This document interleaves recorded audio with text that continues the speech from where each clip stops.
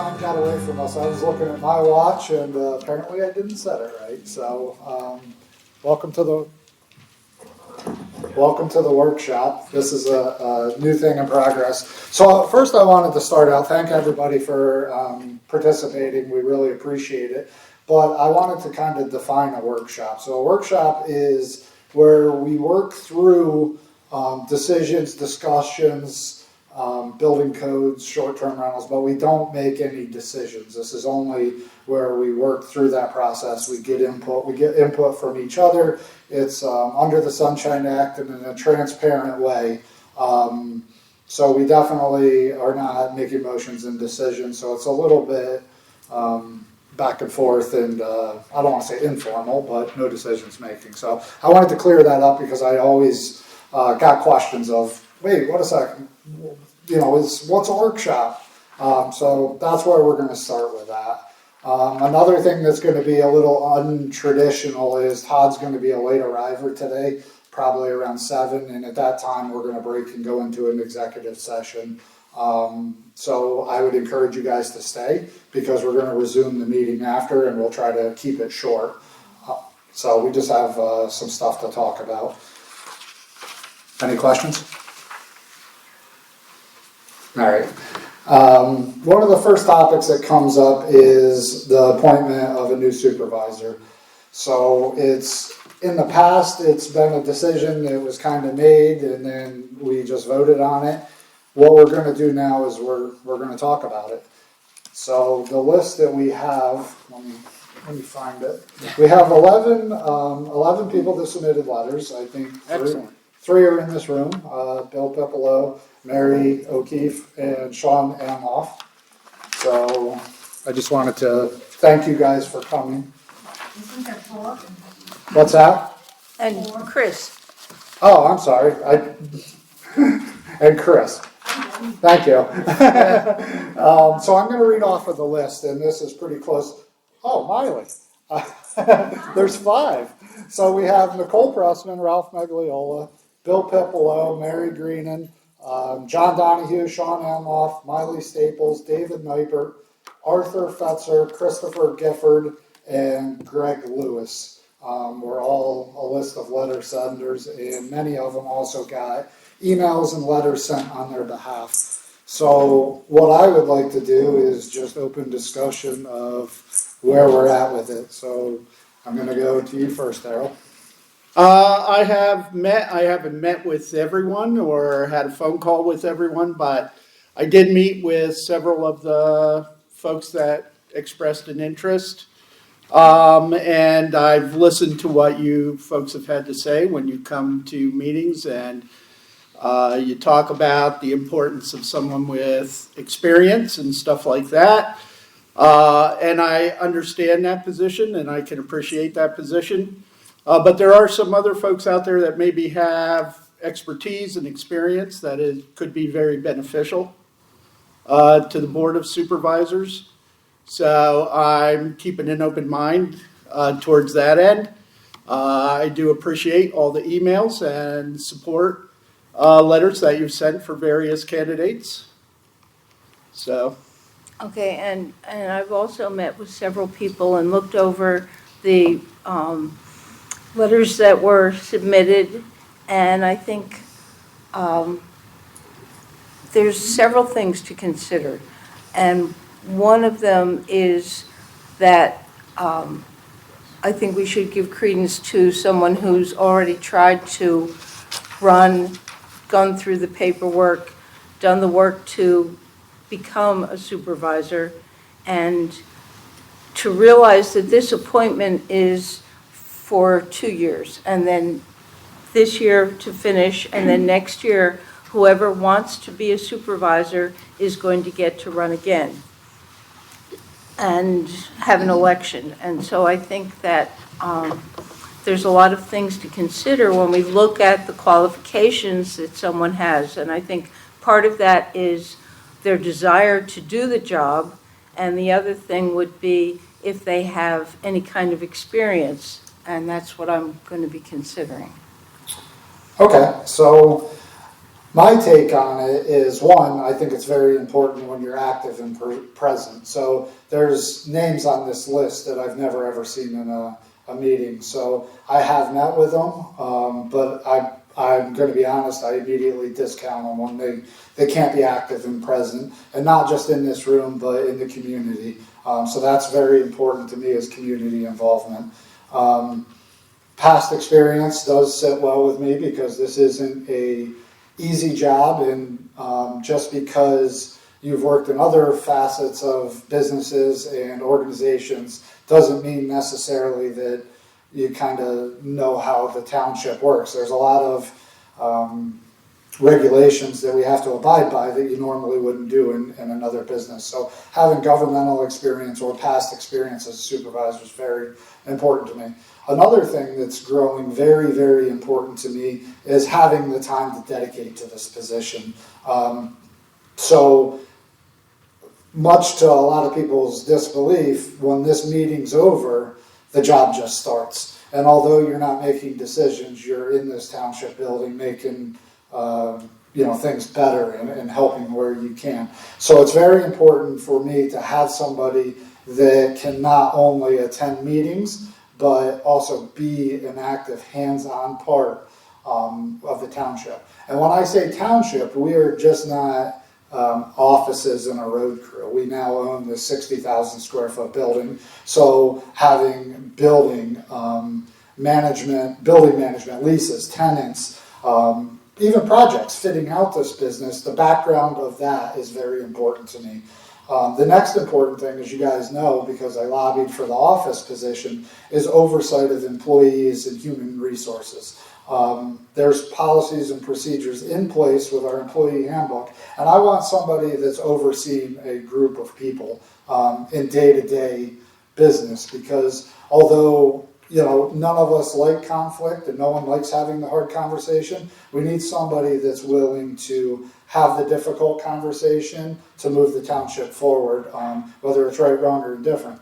On the other hand, we also need somebody that recognizes good and knows how to take a team and move them up to the next level. So team building is really important.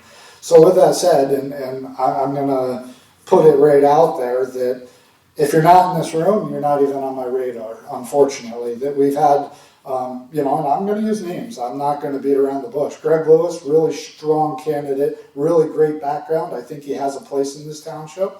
But he's new. A lot of our problems are generational problems, and unless you've been around for some time, it's hard to recognize the history and the solutions. So that kind of, although I really liked him, I had a great hour-and-a-half meeting with him. I'm struggling with that.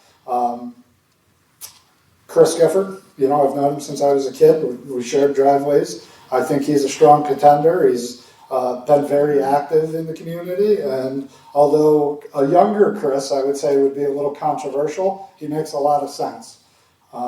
Mary, I've been really good friends with her through the year, and she brings a different side that I'm not used to. She hears, and then she thinks, processes, and comes out with stuff that makes a lot more sense than I do. So that makes a lot of sense. Again, strong contender in this room. Sean, through our campaign, I've grown to respect him. I got to know his background. I took the time. I think we sat back here for 3 hours. We probably should have never spent that much time, but I got to understand, with his background and being in government and what he does as a line of work would be an asset for sure. But I also struggle with the idea that, he can work remote, but he's out of town for some of the day. I also struggle with the almost 800 people that supported me didn't support him. So I flat out told him, no matter how great he is, he does not have my vote. So I'm going to tell you, along with Greg, I apologize. I can't support Sean. So I'm going to go out on a limb here, and I'm going to say, from all the emails, letters, texts, phone calls, and everything I have, I think Bill Pipolo is our contender for this. So if we're going to have the conversation, I'm not throwing a generic statement out here. I just want to talk and debate, because we're going to have to come in here and we're going to have to make a motion and vote. And I just want everybody to know, your thinking and logics behind it. So my idea of being transparent is I'm going to challenge you guys to have the same conversation I just had. Well, thanks, Grant. I'm gonna, well, no, and I've had conversations with some folks, phone conversations at CVS. And although I appreciate the experience that Bill and Ralph have as past supervisors, it's not that long ago that they did not voluntarily leave their positions as supervisors, but they both lost re-election campaigns to become supervisor. And that's not a knock on either of them. It's just that after their having been in office for 6 years or 12 years, if they ran 2 terms, there was an opportunity for the community to step up and vote. And they voted them out of office. So we can't really discredit that. Well, so I mean, but I've had these conversations with people, and so I just want to address this real quick. So I'm not trying to be disrespectful, but I'm gonna say, like, talking over people. If you guys want to add something, please just raise your hand and we'll stop and we'll give you guys the time to talk. Because I watched the last video and it amazed me at how much side conversation happened. And I realized, although, you know, you might not want to hear what we have to say, I feel like it's up to everybody to listen to everybody. So if you want to talk and you want to have a side conversation, I have no problem stopping the meeting and we'll recognize you guys for that. So if you have a comment to Daryl, I'm just going to ask you guys to wait until he's done talking and raise your hand. And you got to remember, like, this is an opinion, and we all have them. And if you expect your opinion to be respected, please respect their opinion. Mark. I guess the elephant in the room. How many supervisors' positions do we plan on filling within the next month? Okay, so we weren't going to get to that because obviously we can't. Conversation. Yeah, we can't accept something unless it's a meeting. So I'm not going to lie to you. We will be filling 2 in the next, month and a half. But next Wednesday we will be making a decision on For that. this one. And it's up to the 3 of you or the 4 making that decision? Only people in the room or actively participating on Zoom can make a decision. No, but Pam will be here next week in her capacity as a supervisor. Right, the Board of Supervisors. Our opinion, I mean, you listen to our opinions and everything, but it comes down to the 3, We vote. the 3 or the 4 of you. So if Pam's here, she is one of the decision makers. Okay. And if that ends up being a 2-2 split, how does that? Drew Price is the decision tiebreaker if he agrees with, 2 or Just the trying to 2. follow the logistics of it. Okay. Yeah, for sure, definitely understand. So I'm going to let you finish, Daryl, if you had some more. I just wanted to ask, will you use the same list of names? So I don't really want to get into the next procedure until we get that way, but I do plan on being consistent with what we've used in the past. Yeah, I would assume that because it's a new position, we will have to advertise again for those that are interested to reapply. And I would also say that if you are on the list this time and you don't get chosen, say, put me on the list again. We have your letter in place already. So I think we can assume that if you tell us you want to be on the list, you'll be on the list. But if you don't reapply, we can assume that, you didn't get chosen this time, so And you've changed your mind. you've changed your mind. Well, and one thing I want to encourage is there's 11 people on the list and there's 1 position now. Don't get discouraged. I'll be honest with you, that side makes a difference. So we appreciate you guys coming. We appreciate your opinions and your ideas. And we have some stuff coming up that we're hoping that everybody stays involved in and puts their opinion in. So, this is a tough decision. It's a lot put on our shoulders. Normally it's a couple thousand voters making this decision and you respect what it is. But, this is tough because we have to listen to everybody, we have to come up with our own ideas. And Yeah. that's why I wanted to say at the beginning that it's really a 2-year term. So if you're interested and you're not chosen, run for election in 2 years. Because in 2 years, these 2 positions will be open and there'll be an election in 2027. And then that person would become a supervisor in 2028. So this position right now is just for the next 2 years, 2026 and the finishing out 2027, whether they're elected or not, if everybody gets that. So if you're really interested and you want to keep coming to meetings and you think that you can make a difference, by all means, in 2 years, you have a chance to run. Understood. So, again, I'd like to keep the discussion open because I don't want it to be a blindsided thing when we come in here, you know what I mean? Or if you guys are done discussing it, I have no problem moving on to the next. Well, I just wanted to say that I did have a good meeting with Greg Lewis as well. His background is conflict resolution. He's a forensic accountant. I've known Sean for a long time. He's got government background and understands the structure and function and how government operates. And I think that Billy, right, he has the experience. He's a long-term business owner in the township.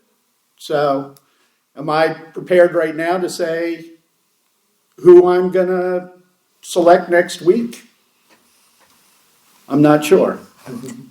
And I respect that, and I just kind of went out on a limb and wanted to talk, and And you I know, think, I just wanted to say that I agree with Darrell. You know that I campaigned for Sean, and I think that he's got the experience, especially with all of the new ordinances that we have to consider and the pluses and minuses and all of the options you have with that. I think that some of the other candidates, if they had been interested, would have applied for the position when Grover's spot was open. And so I think that it's something that we need to consider. so I do have a question for you with that, and I'm gonna piggyback back off of Darrell. So if we talk about Billy and Ralph being outvoted, they both lost by, I think, less than 20 votes. And Sean, unfortunately, just lost by almost 200. So, you know, we're talking about being outvoted, and if we're going to weigh on that. The next point I wanted to bring up is, what ordinances are you talking about that we're going to be working on that Sean would be strong at? Well, I think we're looking at the whole property maintenance and all of those codes. We're looking at redoing the, or adding to the short-term rental Okay. ordinance. I just wanted to be clear, like, Yeah, I didn't want to assume which ones you and I were think- talking about. And I think with Bill and Ralph also, they are both businessmen that are busy, and having served on boards with them, sometimes they have trouble making the meetings for planning commission or Understood. whatever. And so I Understood. think they might have experience of being supervisors, but they also have seen that they. Yeah, there's so a I lot of didn't work really there. want to speak for somebody's time slot. I would like to think that if they put their name on the list, that they knew what they were signing up for, especially if they did it in the past. The other thing is I just want to remind everybody, let's focus on the positive of it, not necessarily who we're against, let's focus on who we're for. So I did leave out Miley. I had a great interview with her, and although, you know, she's new to this town and you know, I just got to know her. She does bring a lot with the grant writing and the nonprofit end of that. So I didn't want to discount that. And I do apologize that I skipped over you in my first meeting comments. What is going on here? I don't know. Maybe I got to hold it? Maybe I got to throw Maybe it? you turned it off. I think green means on. Hello? And I think. How about now? Oh, it is There you dying. The battery thing's dying. Ah. But anyway, we did have two hands up. So I'm going to go with Bill in the back, and then when Bill's done, we'll go with Mark. I just want to clear the air. When I was on the board, I made 98% of the meetings. And beside that, I want to clear the air that probably I put more time in the township building than probably the 4 supervisors that sat on the board. Thank you, Bill. Clear the air. Mark? I'll kind of piggyback that with, as a successful business owner and longtime residents, both him and Ralph have the ability to work their schedules to be here whenever they need to be. Yeah. Yeah, and I'll kind of agree with that because my schedule, you know, I come sometimes at 5 in the morning, I leave at 8, I get my guys going, and I'm back at 2 or 3. So, you know, although I'm new and I'm hot to trot, I gotta say that I've put in a ton of time, and I'm not discounting any time that anybody else has put in. I just say just because you do own a business and you're busy, if you put your name on this list, just like I did and I ran, you make the time and you figure it out. And I know that those 2 gentlemen definitely have put in time in the past and would hope since they're on the list they will in the future. And they both work local. Well, Yeah, for sure. I think it's a lot to consider, and we It have to is. think about it. And that's why I wanted to bring it up and just discuss it. Mm-hmm. Is this thing working? Yeah. Okay, Yeah. I'm sorry, it's hard for me to tell. So yeah, I just wanted to bring that up, I wanted to make it public. I'm okay with talking about it as much or as little as you guys want. I just wonder if it's a time that maybe you should consider somebody that hasn't. Yeah, and I think that's kind of involved. what Daryl was kind of mentioning, new Not blood. against Billy. No, I don't feel like you're against it, that's a good point. I just- Jerry? I just had a quick question. You said the decision is made next Wednesday. For the, That's an 8 a.m. meeting. correct. Is there any way it could be moved to the evening? So I'm going to stick with the schedule just because it wasn't that we chose an 8 a.m. meeting to make it. It was the 30 days from acceptance of Kelly's. So we have a deadline with it. And I think it would be, you know, just change it just to say we're going to make that decision in there would mess up our schedule. Jen? I just want to add that, you know, as a business and looking at this as a business, while you're going through these growing pains and quick changes of people leaving, and these are not voted by the community positions, 3 of you are making this decision, listening to the people that come to this room week after week, and being a business person myself, it's irresponsible to put someone new into that position, in my opinion, to quickly gain that knowledge, to move this. We have a lot of important things coming up with, you know, the property maintenance codes, with the data centers, lots of other stuff to come. We're reviewing short-term rental ordinances, all of that. To put someone brand new into this position, the 3 of you sitting there voting people in, to me it's just irresponsible not to seriously consider Ralph or Billy, who have done this before. And I'm friends with Miley, and I'm friends with Chris, I'm friends with everybody. I think they would be great attributes. Yeah. But putting them in that position and not succeeding is going to be detrimental to a new person sitting in that seat. Thank you, Jen. I appreciate that. Do you guys have anything more? I Daryl? don't think so. You guys? All right, I appreciate everybody's information and I appreciate everybody being active. And again, no matter what the decision is, I just hope you guys stay active because it really does make a difference. So what I would like to go to next is been a very, very hot topic. And although sometimes silence means necessarily, it doesn't mean that we're not working on it. So short-term rentals. That we have an ordinance in place and we have many violations, we have many registrations, but I want to work towards a plan of revising our ordinance and making it stronger. I feel we were one of the first ones to jump on with a short-term rental ordinance, but also short-term rentals have evolved quickly. And admittedly, I think we're a little bit behind. So one of my ideas is to create an advisory board or a committee that's ran with the same procedures as, say, us, the planning commission.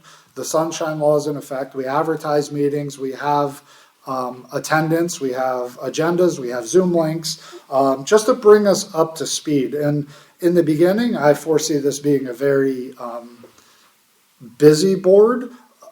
But once we get everything in place, it could be a quarterly board like the EAC or something like that. So again, we can't make decisions, and this is just an idea. And I've talked to many community members in Nicole, and I've talked to other communities that also think it's a great idea. And it's not a new idea. Other townships do this. So again, it would be an advisory board to the supervisors, much like the planning commission, that would work through ordinances, fee structures, complaints, issues that are unique to our town. I don't want to throw any properties under the bus, but we have a unique town, from where we have Airbnbs that are gigantic to tiny to ones that aren't even listed on Airbnb and VRBO that are specific, different groups on Facebook and stuff like that. So I just think having a diverse group appointed to an advisory board could better educate us as a board. Because let's face it, we all can't be professionals in everything. So that's going to be an idea. I have no problem spearheading it, but I will be asking the board to maybe Certainly. think about this in the future. Yeah, and we've talked about it, and we've had Yeah. email concerning this. And again, it's not a problem unique to Barrett Township. I don't know how many people saw that the nation of Spain, an entire nation, sued Airbnb and got a settlement for 65 million euros for all of the illegal and unregulated and fraudulent Airbnbs.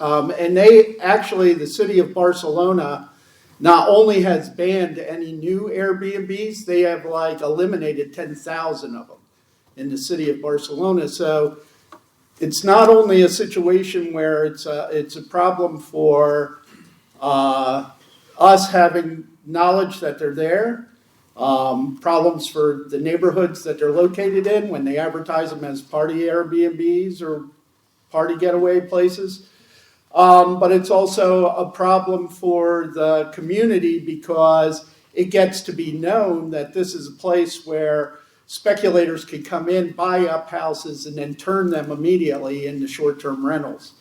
So that's an area where we need to work diligently to make sure that housing remains affordable for people that want to raise a family in Barrett Township. So we are taking this Airbnb issue, our short-term rental issue, very seriously. Grant did send some ideas around, which we've bandied back and forth. So we hope that in the near future we can establish this committee of the board, even if it's just ad hoc and it meets until we get this thing figured out. We are moving forward. Jason? What size board are you thinking about, like 5 people, 3 people? Yeah, so I think 5 has worked pretty good for the planning commission. I think the EAC strives to have 5. All our boards seem to structure around 5. And I will say, if you divide up tasks, 5 is a good amount to get things done. So when the meetings come about, if 5 people have done research and you have, and I'm not saying they're all going to have the same ideas, but you would have a great meeting and debate and come up with some good advisory topics for the board.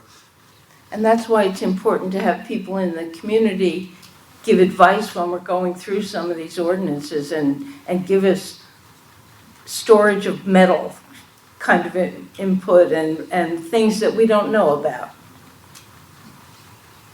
Carol? I just want to ask a question because I have talked to so many people and they say to me, I thought Barrett outlawed Airbnbs.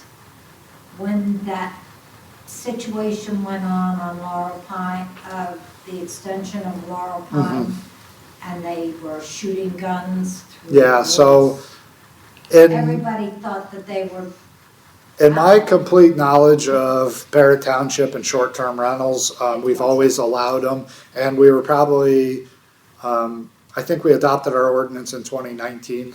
I'm thinking that, I but, can't remember what so that- Barrett, I don't think has ever outlawed them. I know Paradise has and then restricted them and stuff like that, but I don't know exactly. When I talk about them, so many people say, well, I thought they were. At the time, I think, if I remember correctly, when we were writing the ordinance, there were already Airbnbs here. Yeah. And so we didn't want to tell those people, oh, too bad, you can't have it. So that's why we allowed them, and we tried to put restrictions like permits and things like that on it. And I'm gonna add to that, that I think responsible Airbnbs are good for our town since we, Yeah. you Yeah, I know. just wanted to have an answer to give Jason? people.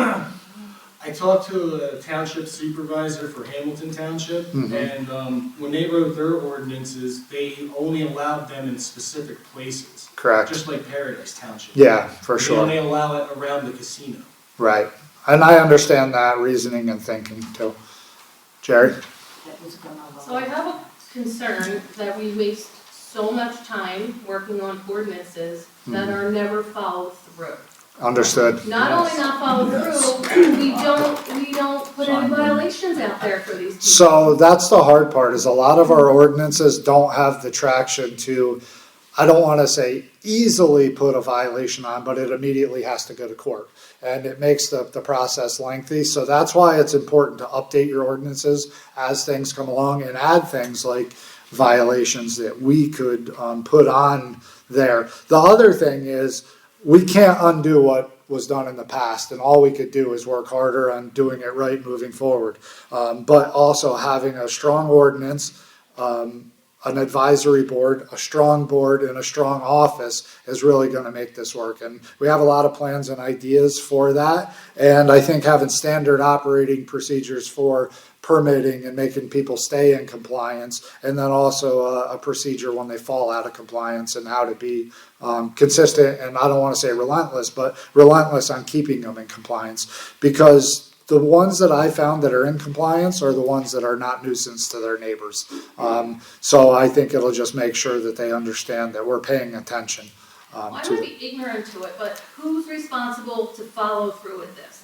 So in my eyes, and again, I could be dead wrong. Mhm. So we get a permit for an Airbnb. We need to follow up on that. We need to Yeah. do an inspection and make sure what you're telling me on paper is how many bedrooms you have and how many people are there. Then moving forward, I need to go back, and I don't know who I is. I don't know if Yeah, it's understood. zoning or whomever. So I have a clear line of scope for that. So, and that's part of what I would like to implement. And when I say standard operating procedure, so say it's a new Airbnb and they come in for a permit. So you have the office end of the permit to make sure that they're legal on that end. So I came up out of our current ordinance, a checklist. You meet all this checklist, you write a check, permit application goes through. Now we have an inspector that goes out to the property. Right out of the ordinance, they fill out this checklist. When they meet this checklist, they're issued their permit. Next year comes up. They apply for a new, A renewal. a renewal.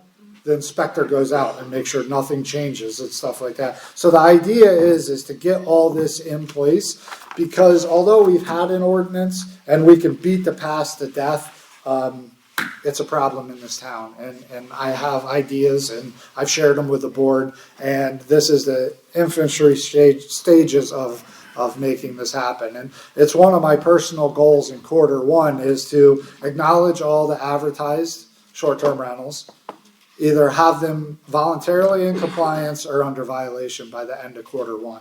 And I'll say me and Nicole have been trying hard to work on that, and we also have a group that's been working with us to help us with that also. So it's a lot of work, and unfortunately or fortunately, we're pulled in many different directions.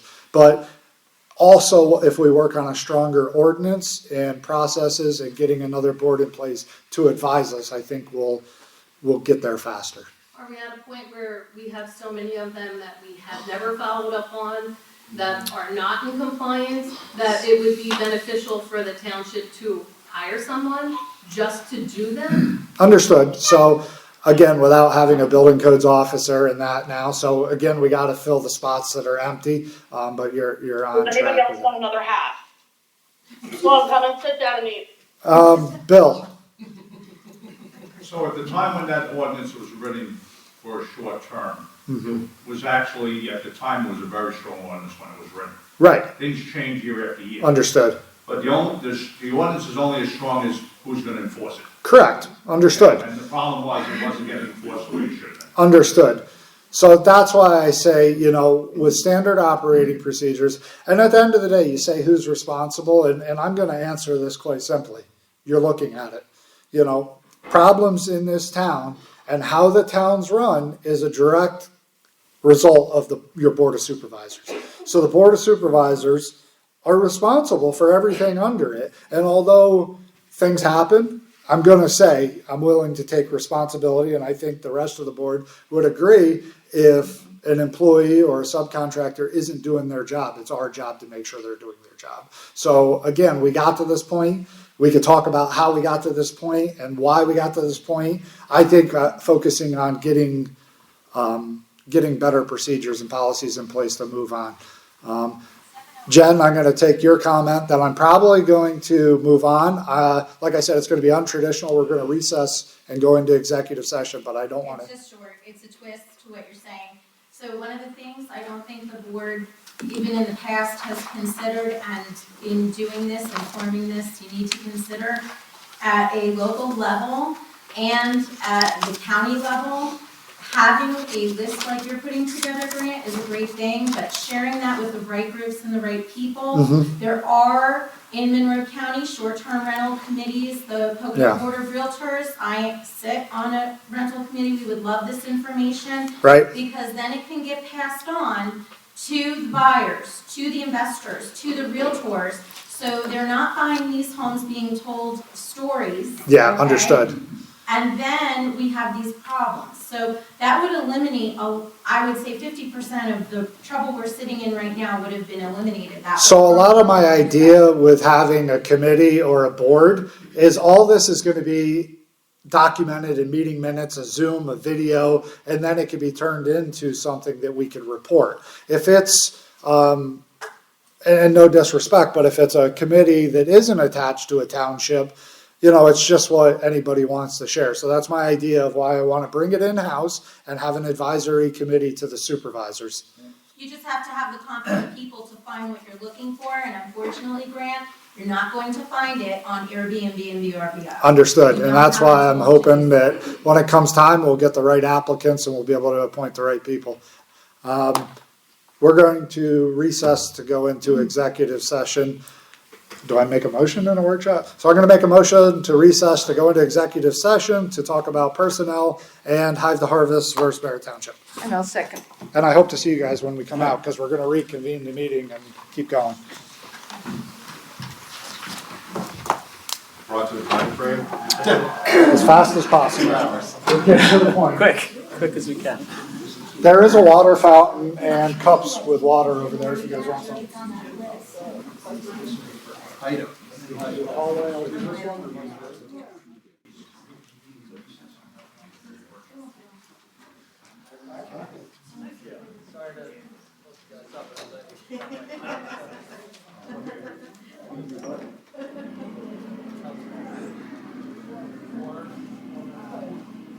little white noise, don't take a nap.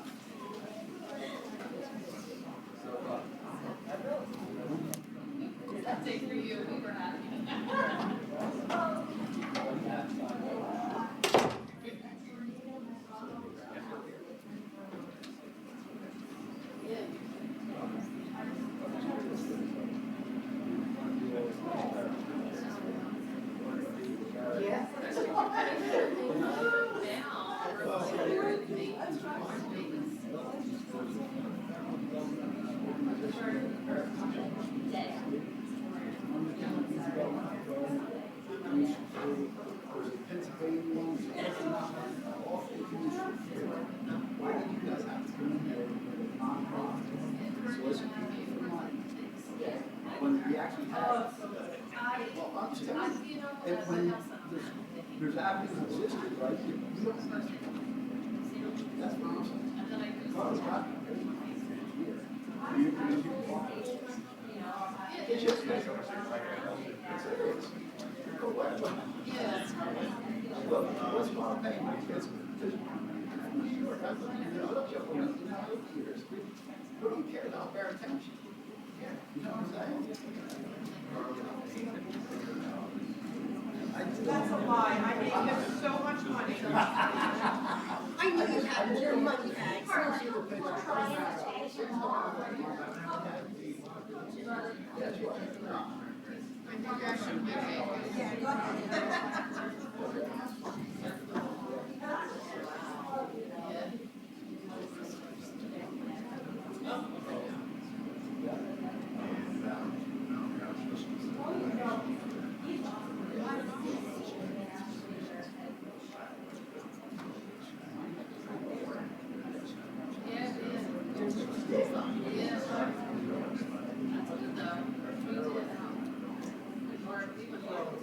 Good, how are you?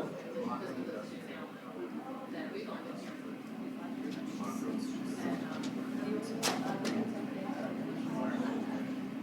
miss IT.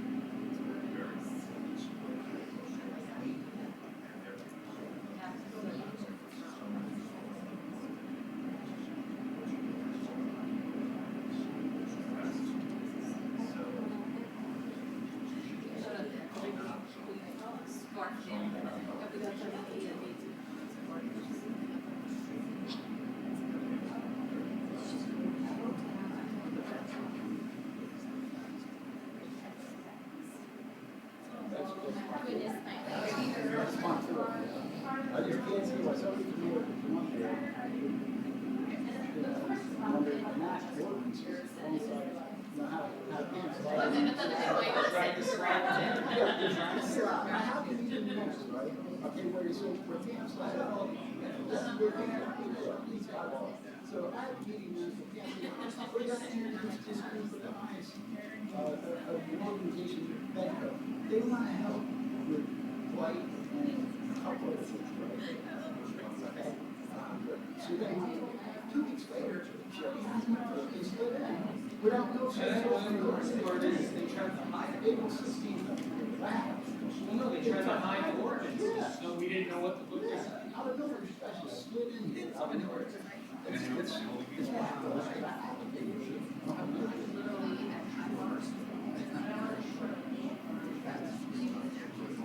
Sure it is. Absolutely it is. I wish I had my paperwork with me to show up. It's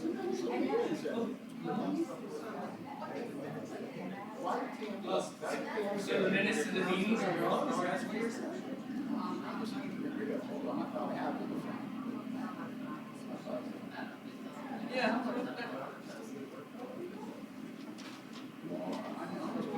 I'm sorry. Welcome to Barrett Township. How I feel.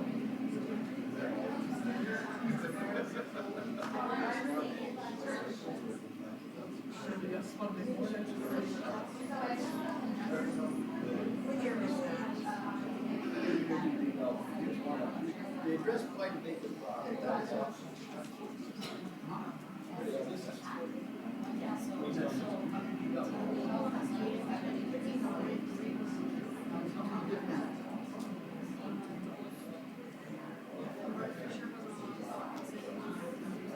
Yeah.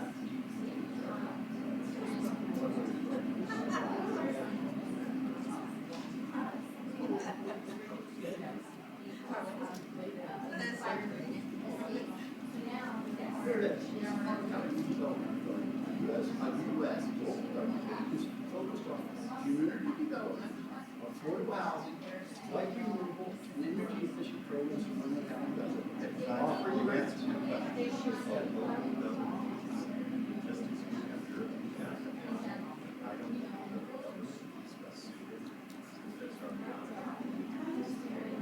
That's your belief.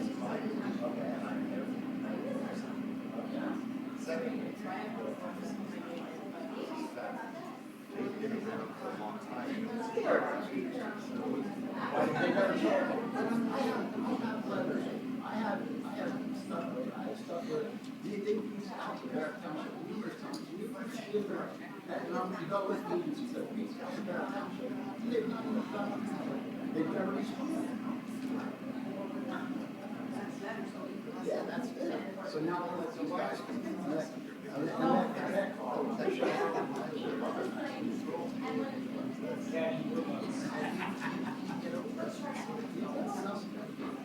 Pretty sure that is the goal.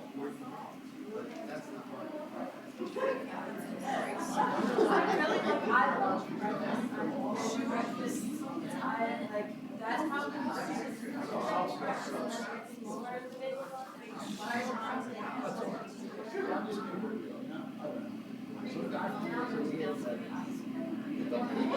Justify anything that's going in my mouth. I'm sorry.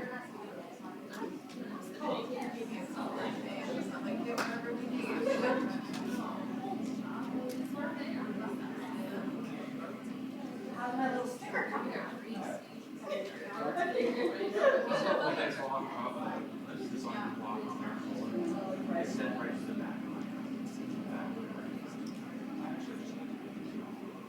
Said he was gonna try to keep it short.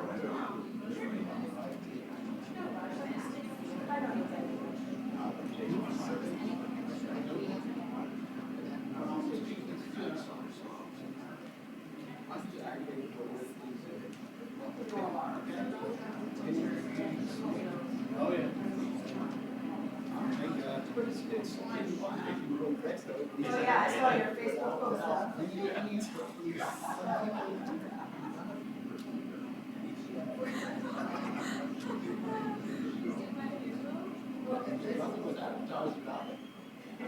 I didn't on board.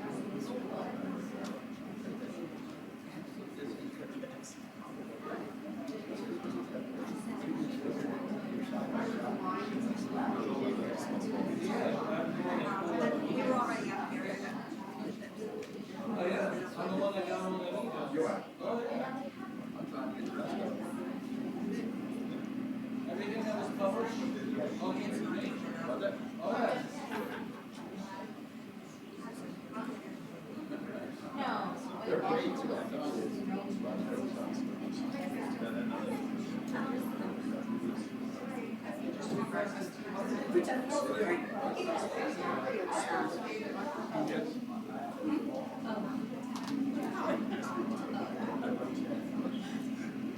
no, no, no. I got a bunch of appeals in because she doesn't do the job. She actually extended one from October.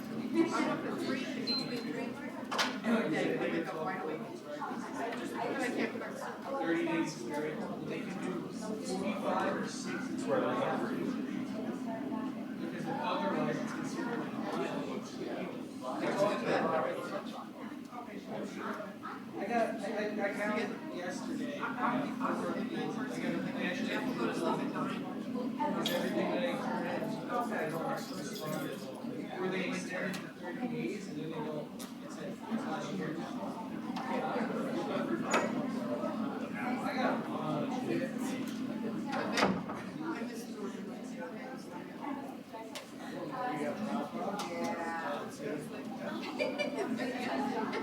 Yeah, she's good. I can probably hear her. 570.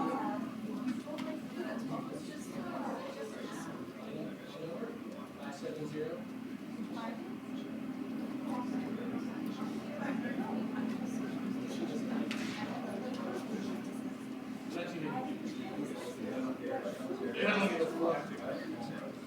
570-664-1072. Jason. I got lots of information. I'm probably the right one.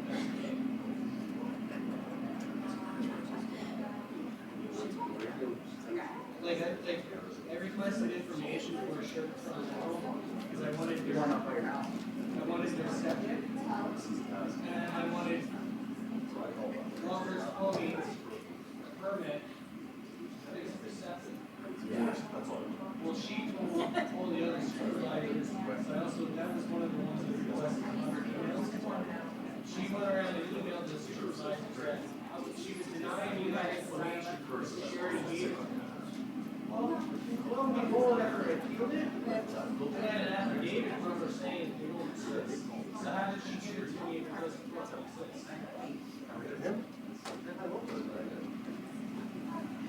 Okay.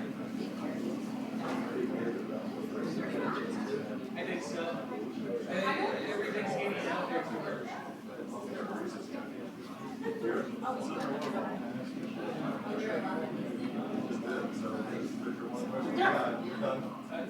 They actually, because I told them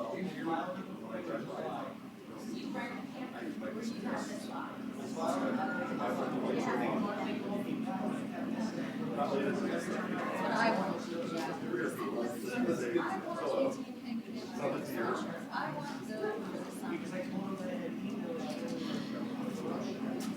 and they wouldn't receive me. Every time I tried to call them.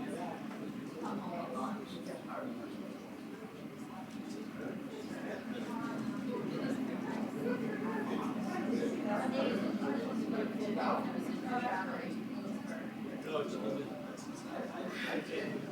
Since I realized that,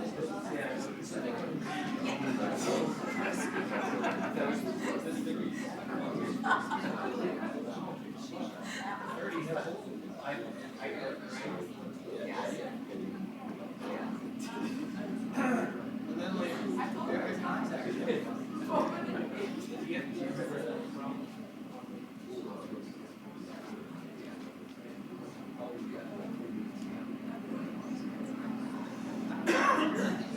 I hope so. Because I think I felt is there it's like because he's a chunk. Next time we hear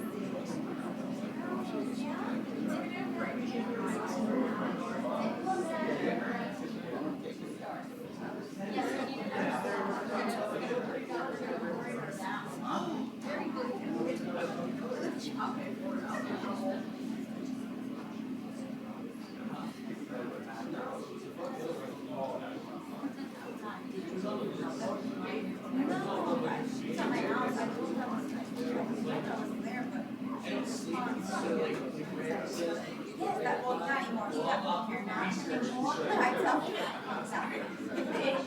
This is what it looks like now. My house is just. This, oh, that's my nephew's. This is my nephew's. Now, he did look like this.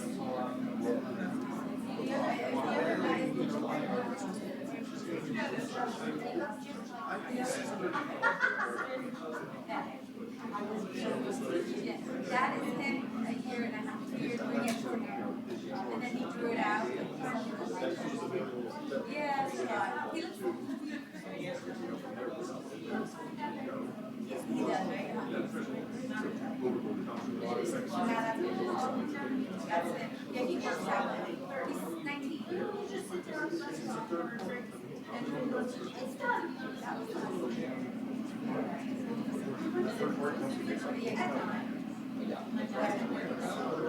No, this is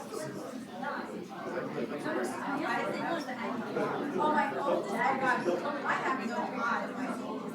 Oh, I do, that's my oldest. That's my oldest. And he's 30 now. That was, this is the time of the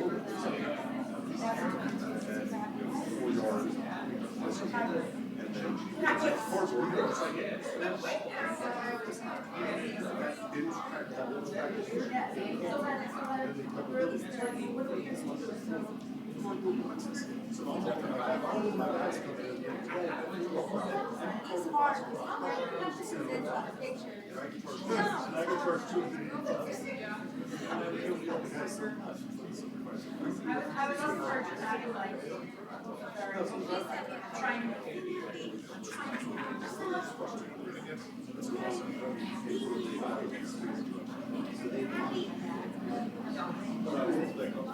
she said, that's him and that's her son. He's my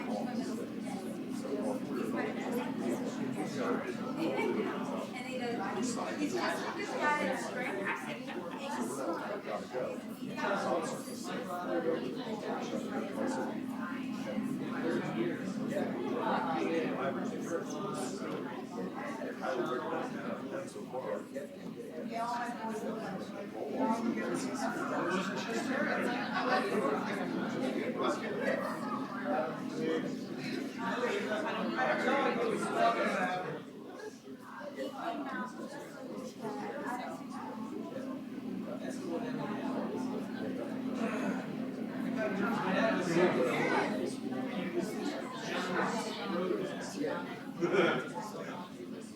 So I don't register.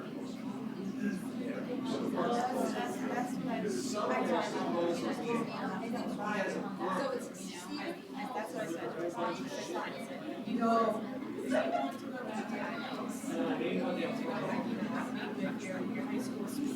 yeah, whatever, it's our party.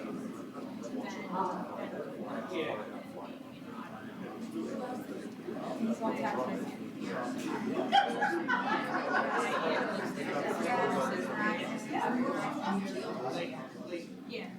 Yeah, so I put my uncle in,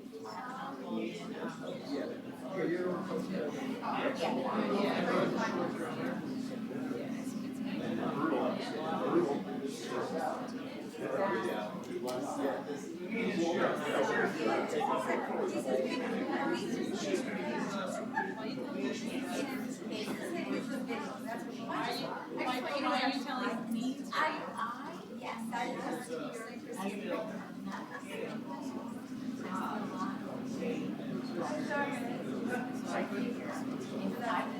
I have these at the. Oh, you own that? That's fine. Yeah, they all came out. He's the one. I thought you were like telling me that you did something and I didn't know you. Oh, no.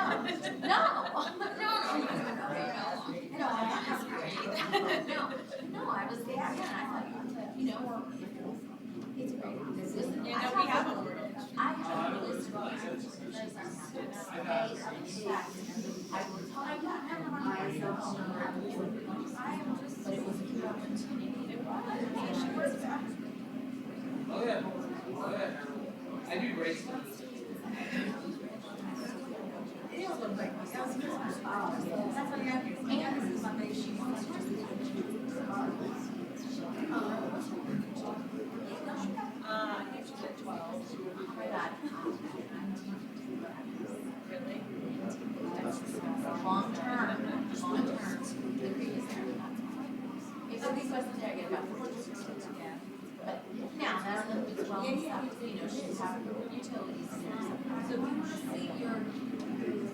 She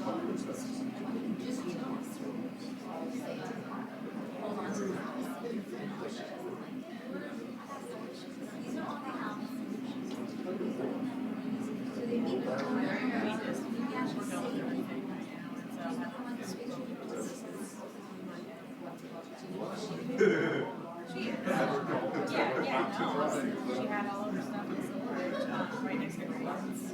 And, you know, we were, to that place, putting all of her stuff in storage, putting all of the stuff out, taking it all out, we gave her her storage.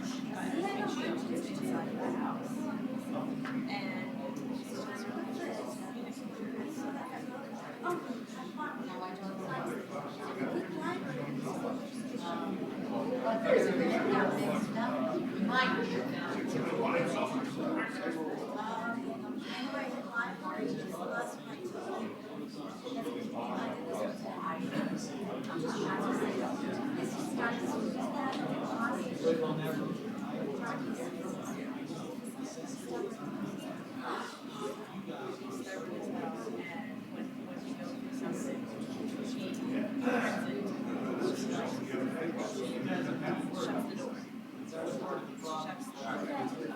let me show you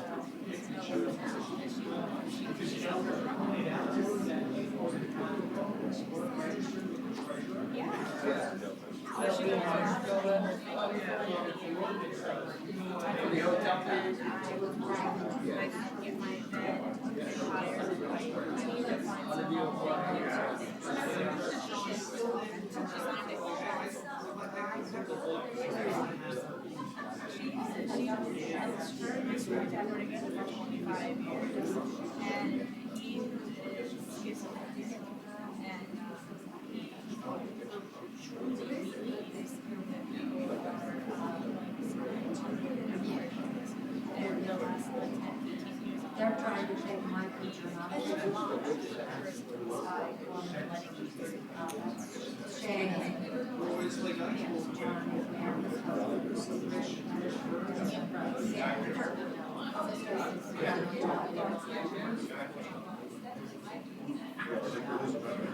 I'm kind of weird about the because I do have a house, but like it's, you know, it's not like a close, it's not a close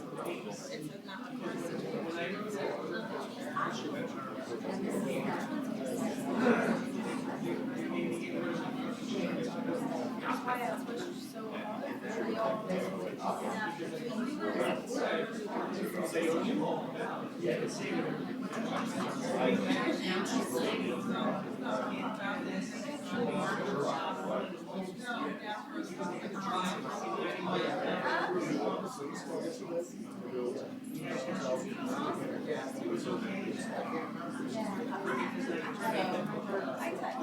I just love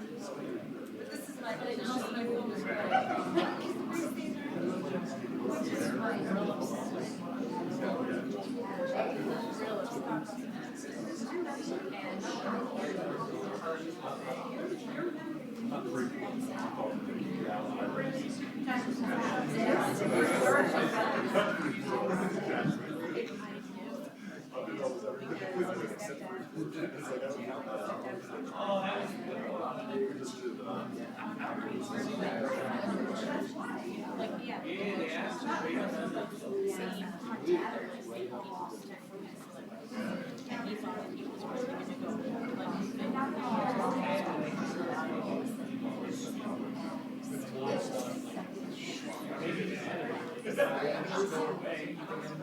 That's not who I am.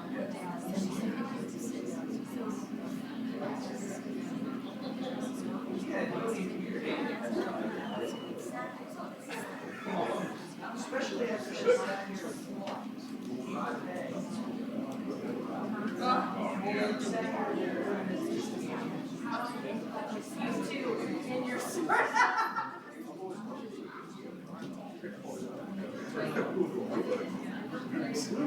I was right there.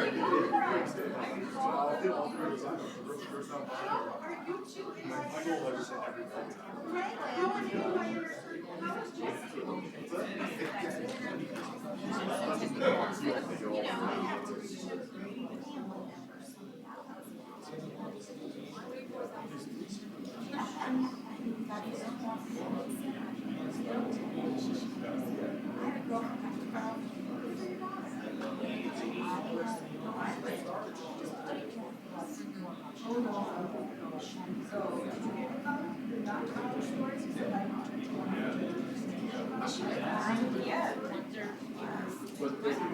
My daughter, she thinks that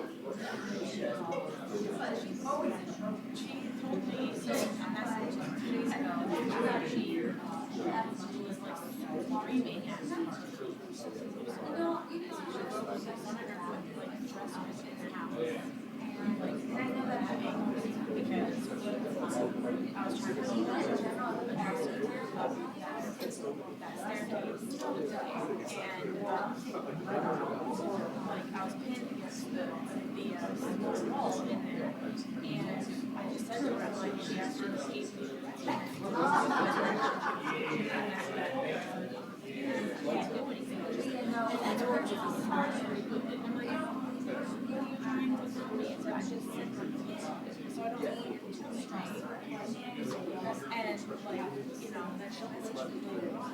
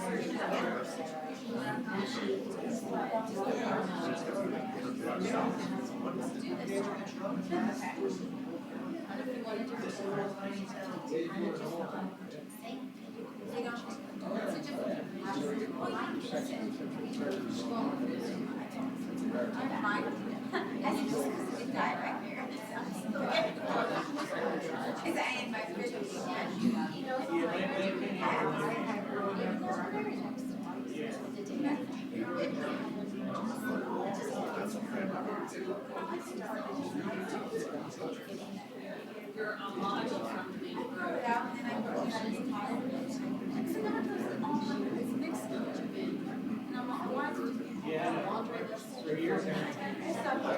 That's all we're going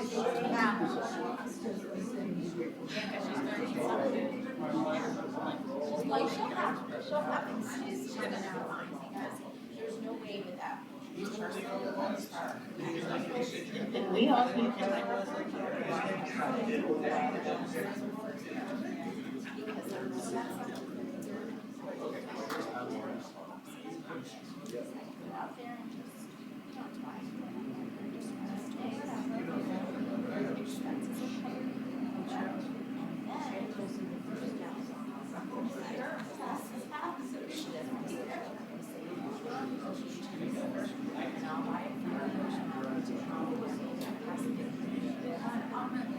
miss this item. I miss the time. I remember I first meeting crops. I was in my hours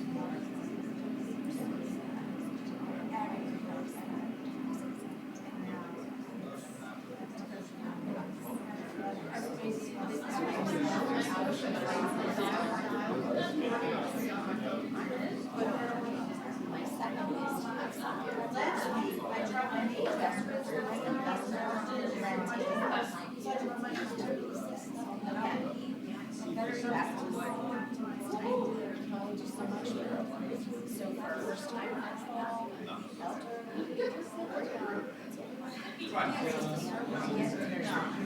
but it's perfect for that, you know? And so there's I definitely noticed, I would see that house this year. Getting swept off of the party, I know. I honestly, the nice thing, the people that you guys bought it from are something. And they I absolutely agree. And we got kind of the same situation. And Chris, it looks like they muted it and also turned off the video now. I don't know what. Well, everybody left the room.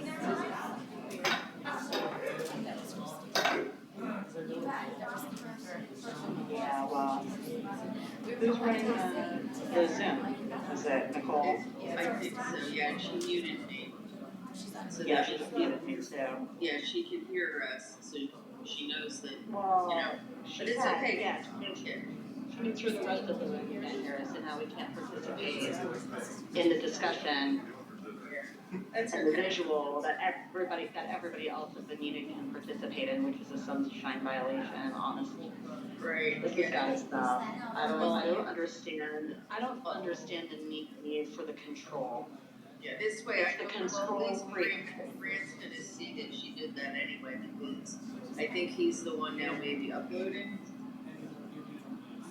It's the control freak mentality. I don't understand why these employees of the township feel the need to have such control. Okay, well, we're on, we're off, we're on, we're off, but yeah, your hand is still up, okay. She turned it back on. It was something self-help. So that's Yeah, but how did he get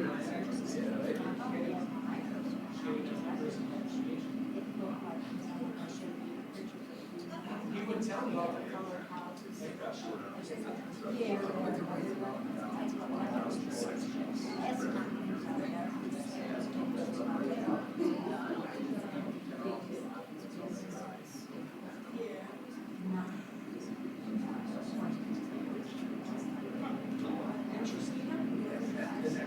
Well, that means I can go back.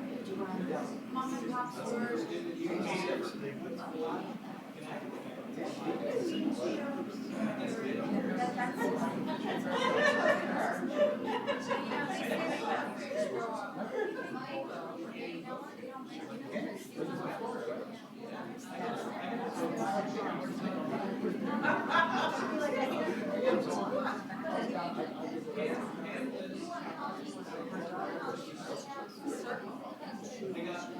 I got the voter registry.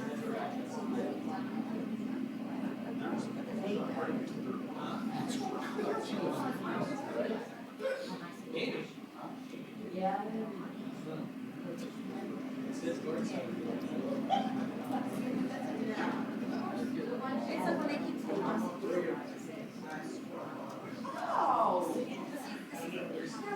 You want to look for seats?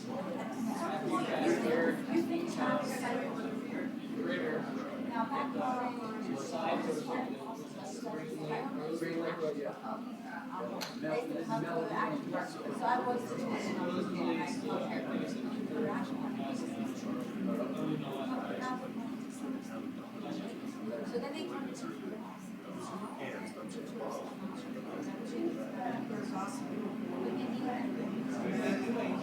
Don't make it Because every time we have a meeting, I hear these ones. Put it in the range. You know, Barrett's like $4,000 a month, $200.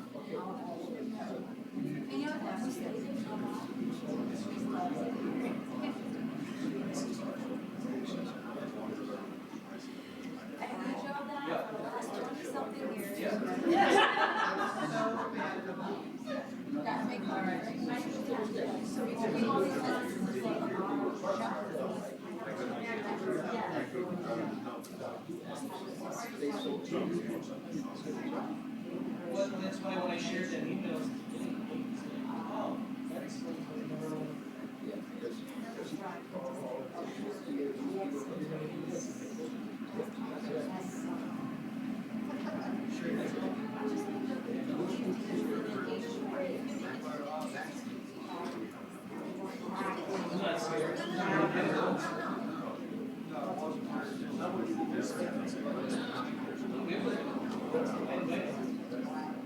I'll give it anything I have. It's just where they want it. Part of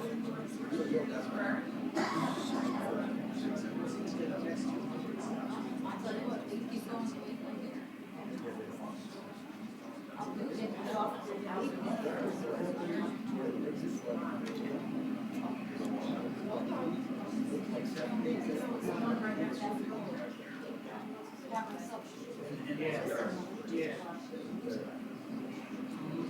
Normally, I request that I should have one sheet per year, and she'll have it.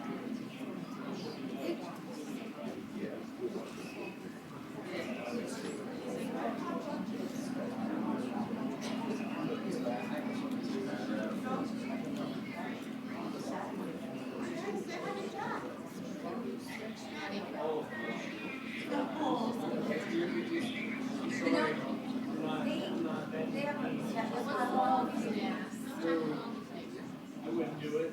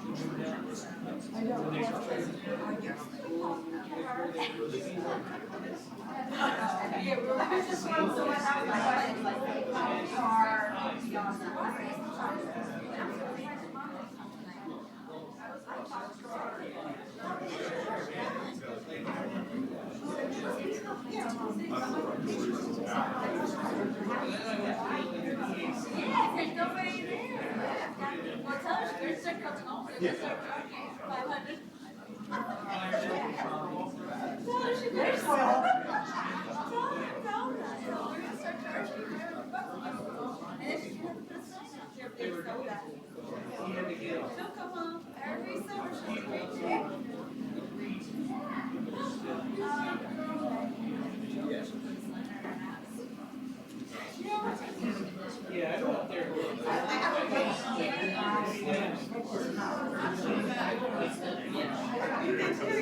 I'm sorry.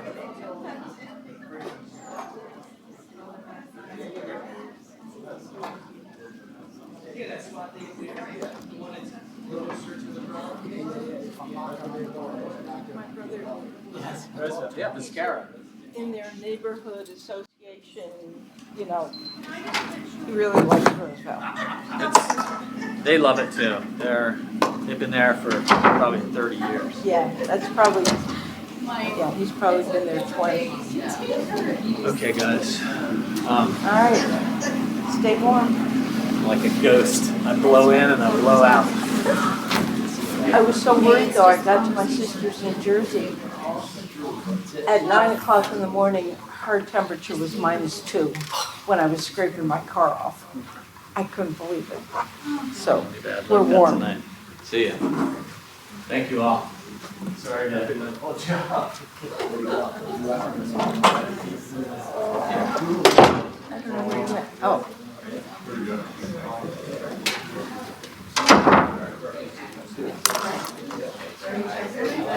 Sorry, I couldn't even talk, my mouth was going so dry. Some might like, but.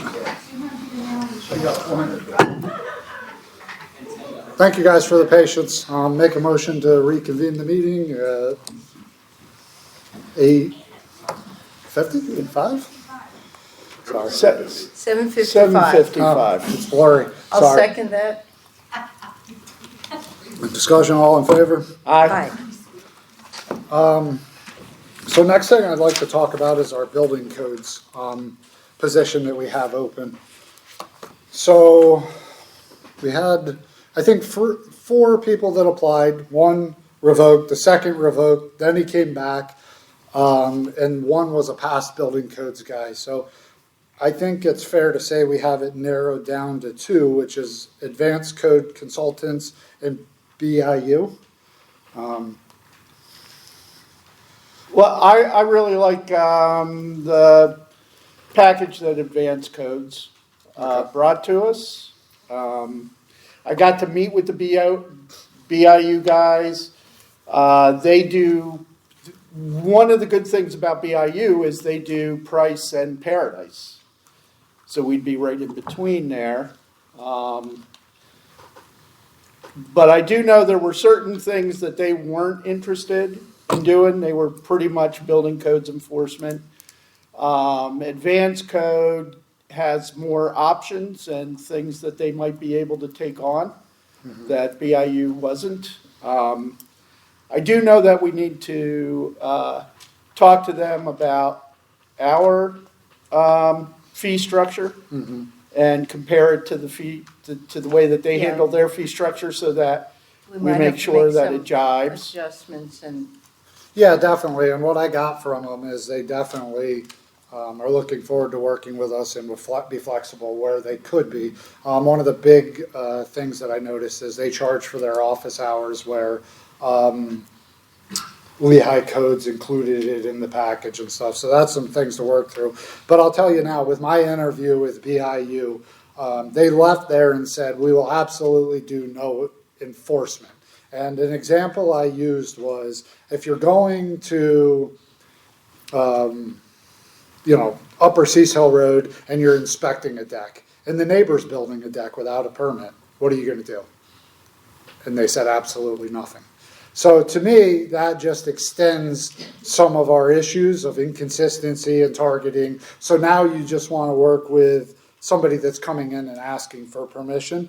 So Advanced Codes said, no, we're interested in enforcing problems. So again, not that we're driving around looking for it, but if a problem's brought to us in a complaint, a short-term rental violation, we'd be very, very happy to do inspections and work with you guys to get people in compliance. And then I immediately said, with an iron fist, because I would rather a user-friendly approach of, hey, you don't have a permit? Can you come fill out a permit application, and guide them, not necessarily taking an iron fist and all of a sudden, being back and forth and having problems with it. So in my mind, I feel for our township and our situation and where we're at, Advanced Codes is the top contender. And another thing is they're very familiar with short-term rental inspections, which I think once we get there, we really need to inspect them every year to make sure that they're safe for their renters. Yeah, and I agree that Advanced Code looked more user-friendly, but at the same time would be able to do more that we need done. And BIU was more like they would do inspections for brand new construction and look at things like that, but they didn't want to be looking at things that were in a short-term rental. So I think that the Advanced is the best choice. And they are also willing to work with us with working on our ordinances. So I think if we're building a long-term relationship with a company, it would be really, really instrumental to have them here in the beginning working on us call it in the trenches, not just swinging in and saying, well, give me my checklist. Right. Another thing is just the way that they report to the township is very professional and transparent, so every month they're giving us reports, not just, oh, we did 20 building permits. It's a very, very detailed report. Mark, did you have a question? Go all over the place on this one. So the supervisors are looking for a building inspector that is going to be head on a swivel as they're approaching where they're hired to go? So I'm not saying head on a swivel. I'm saying we all have got the call, hey, does that have a permit? How come I have to have a permit and they don't? So I'm not saying head on a swivel. I'm saying if you're pulling in to inspect this job and the neighbor's building an addition and it's not permitted, I don't want you to put a blind eye to it. I want you to say, hey, do you know you need a permit? Wouldn't that fall under our current zoning officer's obligations? So building codes and zoning codes are completely separated. So although some building permits need a zoning permit tagged. Your deck, for instance, would be a zoning. So your deck would be, I agree, but your roof wouldn't.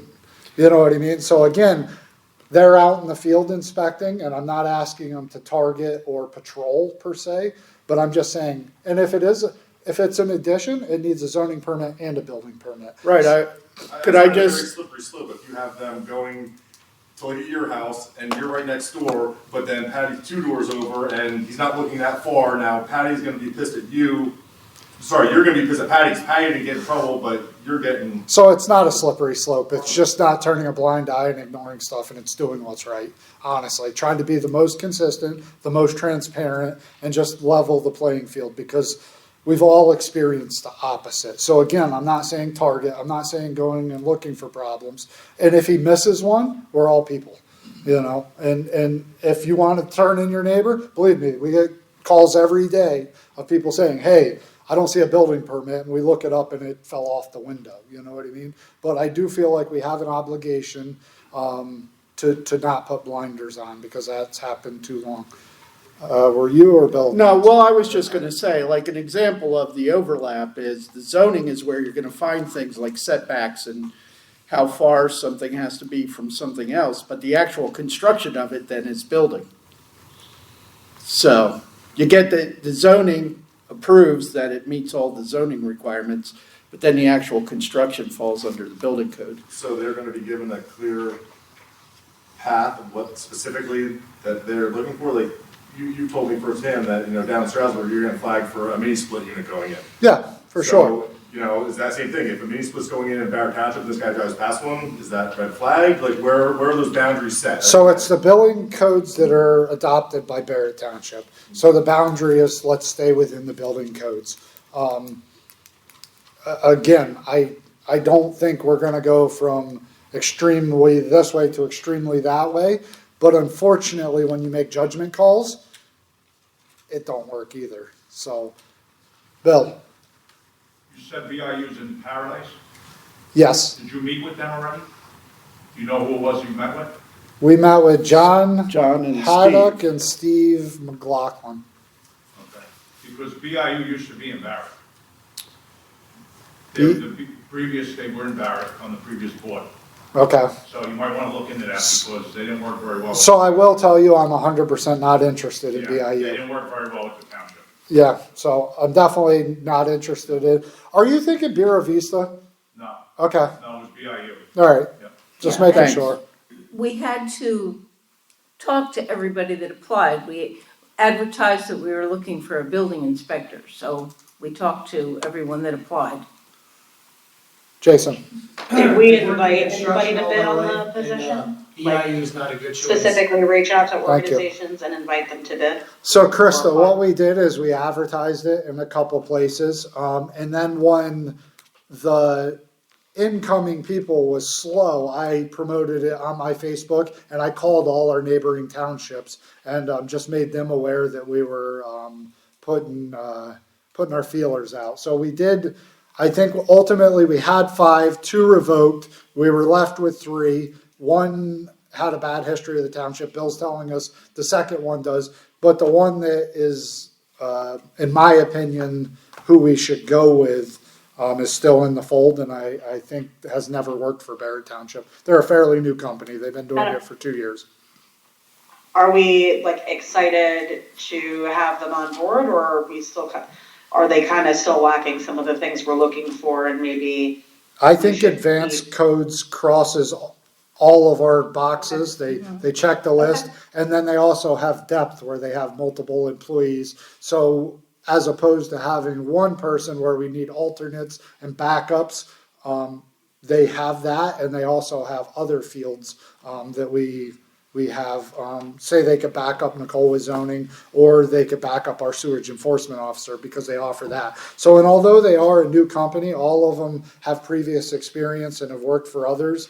And one of the owners has been in the business for 20 years. So they definitely have depth. Their references check out. And like I said, we interviewed all of them. So. Fabulous. I'm gonna lower my hand. I've had it actually up before you guys went into executive session.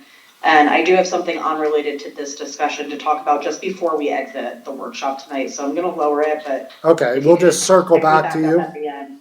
Yeah, Okay. Thanks. So I think we're good with that. Do we have any other questions? Alrighty. One thing that I'm going to talk to the supervisors about is drafting a letter to PennDOT, or a letter attachment that we're going to email out. So Mark has worked diligently on coming up with a 2-page list of red flag items in the township on PennDOT roads. I have some stuff to add to it. We might put it out in a meeting to add to it. But what I would like to do is draft this letter, and every Monday when I go into my office, I want to hit send. I want to send it to PennDOT, Rosemarie Brown, Maureen Madden, and Rob Bresnahan. So I'm just asking for everybody to think about that. If you have an idea, a suggestion. But I think anytime we can advocate for the state to do more for Barrett Township, we should definitely do that. I agree. Agreed. Comments? Thank you. You're welcome. So I don't mind spearheading that letter. I'll circulate it, so if anybody wants to add to it, and then I would love to start pushing that out the middle of next month. So, any more comments on that? Maybe a form on our website where people could just submit, you know, like a fix a road type of thing where there's an issue and they could just I like do that a idea. submission on the website. I definitely like that. And that's a whole nother topic with websites, Yeah, the which website. is down my list. So the next on my list is grant writing job descriptions and possible third-party outsourcing and advertising for that position. So Daryl has been proactive with a job description of that. I would also like to bring that up in a meeting where we can get it approved and worked on. So maybe we'll get that draft out in our next workshop, and then we can read it out. Sure, loud. we can have it printed and it'll be available on the table, or we could. And with that said, I know we have a solar credit on the table, and we have an LSA grant that I believe has been awarded, but there's a second part of that. So if you get in the office, can you get that information? Because I don't We'll want get the information. We need to get that LSA. Yeah, because I don't want to miss deadlines because of change of guard. So I think we need to stay diligent on the grant writing position and just move forward with it. Any comments?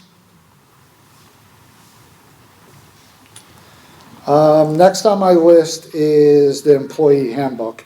So our employee handbook outlines, everything in the township for our employees. It was done very, very well. I do believe that job description will have to be added to it. And once we get that, or even before, because that job description doesn't encompass a current employee, I recommend that we set a meeting with our employees, and there's a page to fill out that acknowledges receipt. Page 29, acknowledge of receipt and review. I think it's very important to get this taken care of. So everybody's consistent on the same page moving forward. So, any comments? Yeah, as soon as we can do that. Do you want to have one meeting with all the employees, or would you like to have a separate meeting with the road crew? and So then I have a think we meeting? could do it, call it by department. I think we could do it in an office meeting. I think we could do it a bark maintenance meeting and a road crew meeting. And I'm willing to do as much or as little as that as you guys want. Do you guys Yeah, have well, copies of this? Oh, yeah. Oh, yeah. Okay. I just wanted to check. Yeah, I could take it out and meet with the guys at Okay. the maintenance building, or bring them in here and feed them lunch and then. They were Tell happy them when they they have were eating pizza in Yeah, here. yeah. That's great. Yeah, and I'll work with you on doing that too. Okay, I appreciate it. I just think it's a, you know, it was drafted in 2024 and printed. I just think that it's good housekeeping to take care of that sooner than later. Fee schedules. So we kind of hit on fee schedules a little bit when we talked about the Little League. And when I say fee schedules, immediately I think of the one that's unfinished for this building. I know we have them, but I would like to revisit them and make sure they're on track. But I would also like to expand that with all of our services, zoning, building, short-term rentals. Every single fee we have, I'd like to research There it, should be revisit one. it, and make sure we're in good shape. One thing that is some misinformation is our fees can only cover our costs. We cannot profit from fees and permits. As long as, and it could be costs as far as office, heat, light, personnel, this, but we can't call it make money off of this. So we have to be smart when we set these schedules. We just can't shoot for the moon. And that's why usually an original fee is more than a, you know, follow-up fee. Another fee that we're completely missing that's off base is a reinspection on a short-term rental. You could fail your inspection 100 times and somebody has to go inspect it for free. So we don't have a reinspection fee in it, and that's what triggered me to think that we should really dig through these diligently. Any comments? Jen, Do you have a violation? do we have a Do you have violation? a violation schedule? Of violations? Like for, yeah, first time offense, second time offense? So that's built into the ordinances, already there. and that's some weaknesses. I don't think, like, call it short-term rental. That's a weakness, and we have to go to the magistrate, and they set that. If I'm correct, I'm gonna ask you, Nicole. Yeah, when you need to go to the magistrate and you can suggest a fine to the judge and the judge can agree with you or set their own fine. Okay, Up to thank you. $12,000. Yep, so that's things that we have to revisit and make sure when I say we're redoing these ordinances, and like Jerry said, what good are they if you're not enforcing them? Sometimes our hands are tied on how we enforce it in that ordinance. So that's a great point, and like you said, violations in the short-term rental, there should be an outline of a violation fee, and pretty much all our ordinances. And I think that has been brought up with our property maintenance also, because it's a weakness that we could send them a letter, but to get any farther, we have to go to court. And then our fees actually add up, and our time and energy does too. So if we could have a fee in that, that would be great. Yeah, but if it's already written by code, I don't know how that without amending the ordinance. Correct. I mean, we would have to amend the Yeah. ordinances. We can't just say we're gonna have a standard, And this is a first time offense. yeah, we can't just say we're gonna do it across the board. It has to be each Right. individual ordinance or whatever. And when I talk about fee schedule, I'm talking about our parks, our rentals, this Yeah. property inside and No, outside. absolutely, yeah. there So should it be one. encompasses everything. Any other questions? Next is the cameras and audio in the Bark facility and this meeting room. So first and foremost in this facility, we have a system called Blink cameras. They're these little guys over here. They're battery operated. They upload to a cloud. It's ran off of an app. But they're motion sensed and they only do small clips. They're not 24-hour, 7 days a week recording. So although I think these worked for us in the beginning off of our budget, I don't think it hurts to get quotes to have a professional hardwired system, because we owe it, one, to our employees, to our tenants, and just anybody in general. We have this beautiful building. Although cameras don't jump out and protect people, they certainly keep things from happening. So although these semi-work, I've logged on and they do miss a lot because they're motion sensitive. So I'm going to recommend that we take bids. Jason? I've requested them before, and they're terrible. Yeah. They're really bad. Yeah, and I have them. I have a couple at my apartment here in town, and I have them in my town in Lewis. They're very cheap. They're very user friendly, but they're not quality. They're something to say, yes, I have a camera, and I might have seen the mailman or not. You know, I've got mail and never caught it on camera. So, yeah, so I definitely think, although I'm not saying we have to, I think we need to educate ourselves on what's available and what the cost is. So that's something I'd like to, talk about and move forward with. Agreed. Yeah. So on top of that is this guy and audio and all that. I would like to get ideas on how to make it perfect or better. Pocono Township, I watch all their Zooms. I'm slightly addicted. They have one camera out at the crowd, one camera back at the supervisors. Although it's not perfect, it don't miss, and I feel like me and Nicole's adjustment with this little table and some scabbed together wood there, I'll watch this and I hope it's better. One thing that's lacking is the microphones for you guys. Unless somebody uses that, sometimes it's incredibly hard to hear, especially when there's an uproar. So we had some ideas of putting microphones in ceilings and stuff like that. Although we might not want to hear that. So this might be a good idea, but I want to look into ideas of enhancing not only the Zoom, the recordings, the archives, and just our communication back and forth. Yeah, And I think it's important. whatever makes it more accessible. So if it's better access, then I'm all for it. Okay. And like I said, we just need to educate ourselves about it and get ideas. And I think- if we can't fit it into the budget, we can always work at getting it in the budget next year. Correct, exactly. And we could just always have goals and ideas and, if it's a trade-off for something else. But I do think as this township grows and we get more people in and out of this building, having a better security setup is good.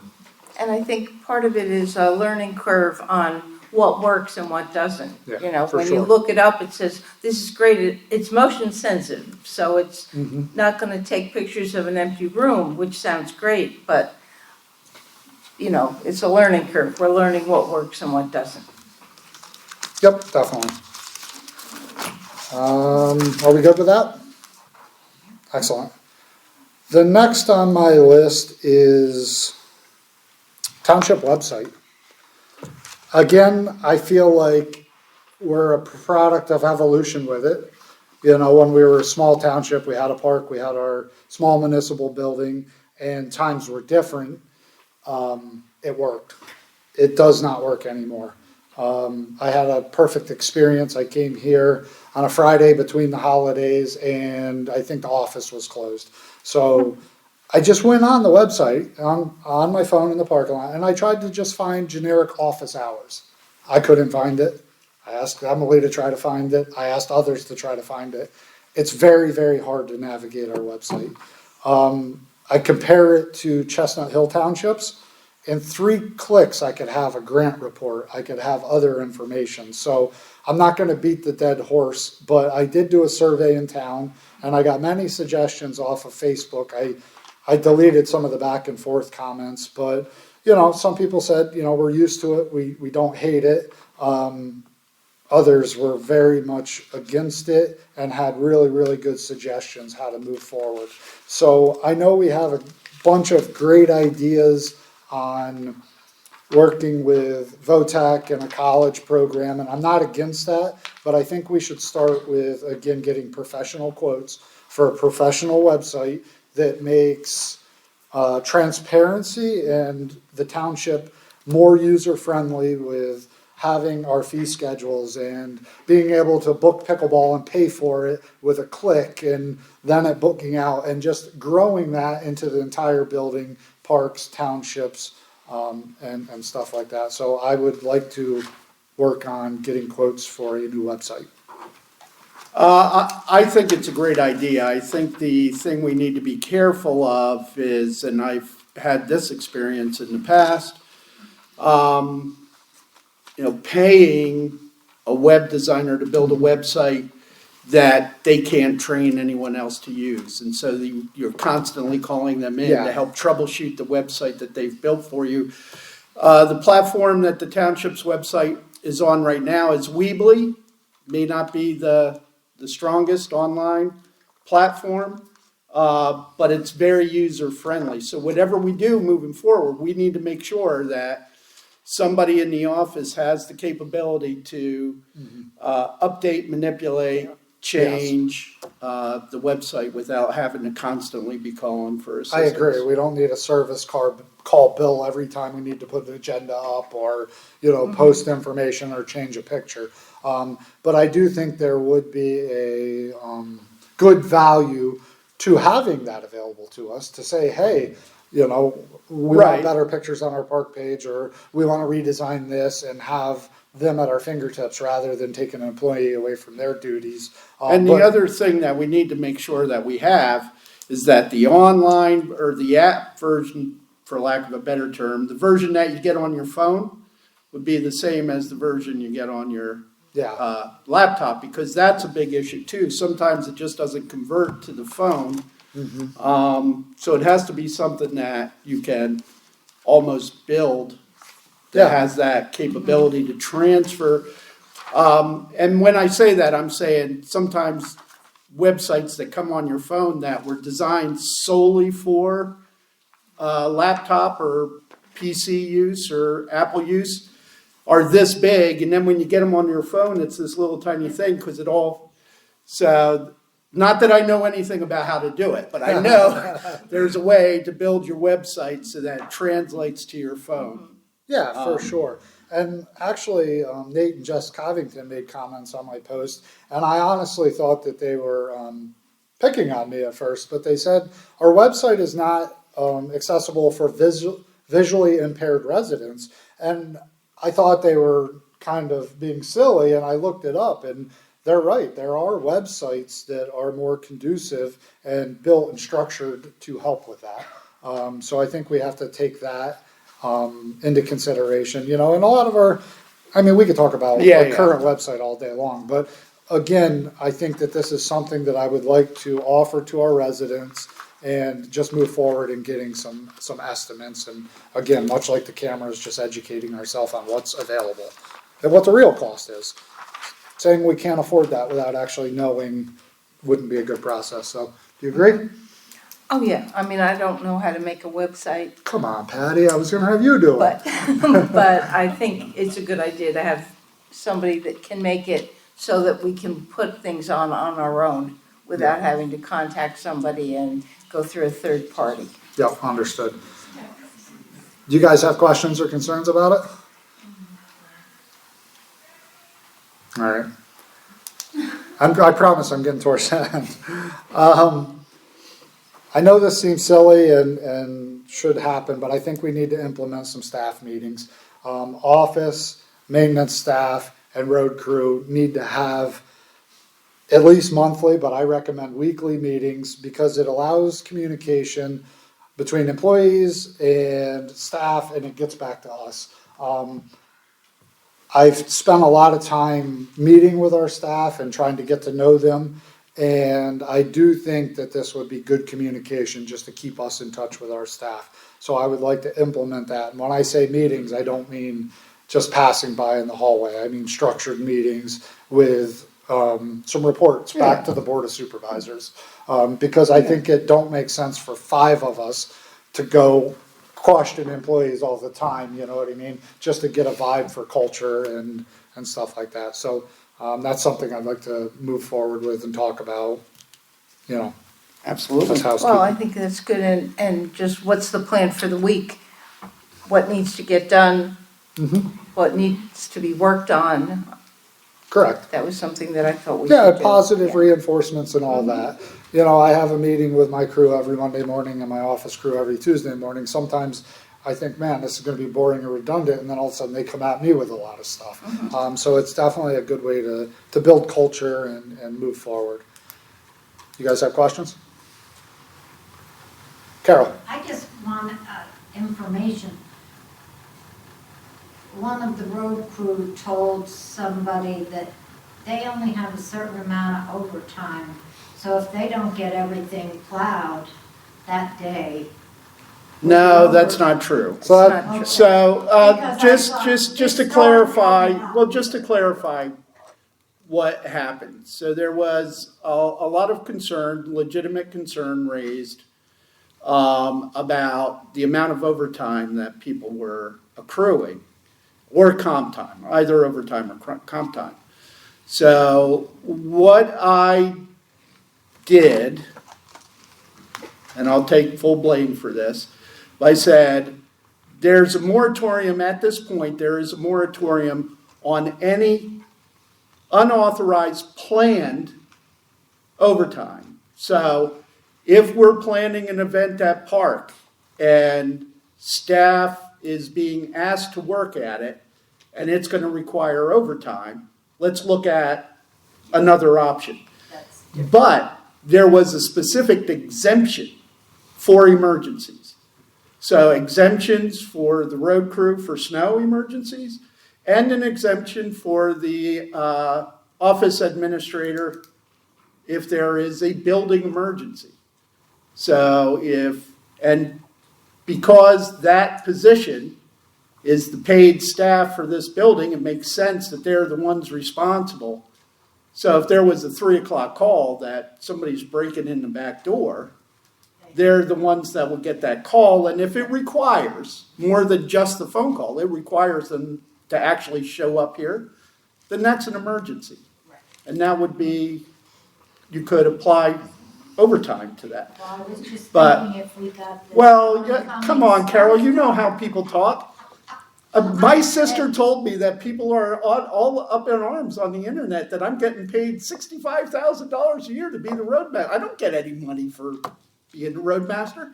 I'm not Jim Cease is the foreman of the road crew. He's the guy who gets paid. I'm the supervisor that by statute has to be the roadmaster, so I work with Jim. Every time there's an event, I'm on the phone with Jim, contacting Jim. Do they need anything that I can do? How are the roads going? How's the ice? That Monday morning, we had that really, flash freeze.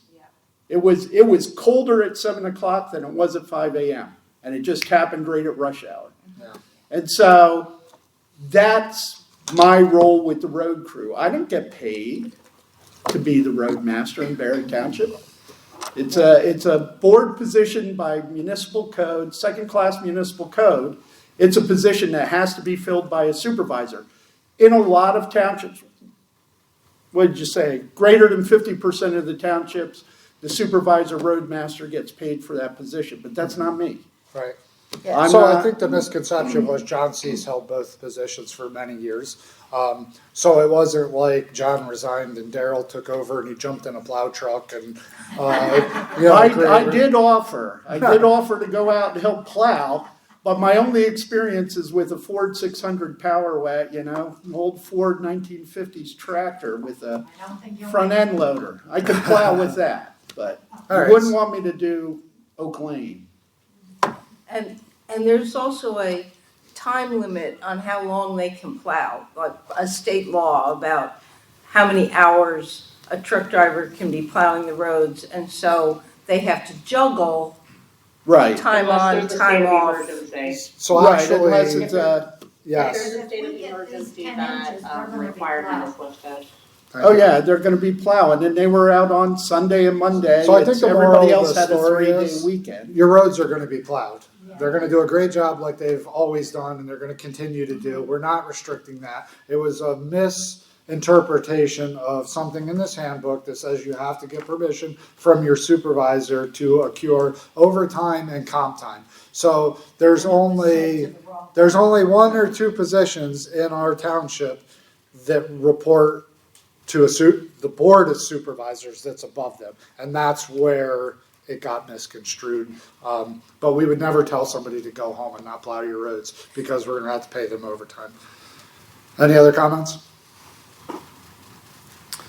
So the next thing I want to talk about, and this is for the board, I want to implement office hours, and I want it to be rotated amongst us. I'm not saying that meetings shouldn't be made or appointments, because obviously you don't want to have a door open and people standing there and not be able to accommodate them. I think the easiest thing would be to get started, unless the public suggests otherwise, would be maybe an hour before the meeting. Excuse me. Or an hour and 15 minutes. Set up office time where each one of us, because I know people that will come to these meetings all day long and they don't like talking in public. But this would be a way for them to express their concerns to a real life person without having to catch you in Lewis's or the diner, or trying to flag you down. It would be a structured, regimented time for us to meet with the public. So I personally am going to do that, but I would love if you guys would share in a rotation with me. And I'm not dictating your time schedule. I'm just hoping that you would take some time to set the office hours. And if no one shows up or no one wants to see us, I'm going to say that, we don't have to stick with it, but I think it is a need in this township to be communicating with people. So that's just some advice, and let you guys know what I plan on doing. I could come for a couple hours. It would be in the evening. Yeah. It wouldn't be first thing in the morning, but. And something else I talked to Grant about was maybe the opportunity to come and meet us, where it's not a meeting and we're not behind this table. So the office hours, because I was going to propose, come to, Friday night live and get to know Daryl Spiker as your supervisor. Just come and learn who I am. A lot of people don't know, who we are. So, and there was a comment made at a previous meeting that we make decisions that don't affect us. But we live here too. I mean, I'm a Barrett Township resident, and maybe people just don't know that. So I think this would fulfill that. If you knew on a Thursday afternoon between 3 and 5 o'clock, I would be here, and you could come and share your thoughts, yell at me, call me a clown. You can do all those things. You can't call him a clown, you can call him Santa Claus. Well, and I think it's a great idea. I'm not sure about scheduling right before a meeting, because we're all supposed to be here. And unfortunately, we can't meet with individuals as the three of us, because if we're talking about anything to do with the township, we can't meet. I meant singular, so Grant would have it this Wednesday before the meeting, Daryl would have it the next week before the meeting, and vice versa. Yeah. And obviously, mornings wouldn't work if our meeting's, early, we're not gonna come in at 7, Right.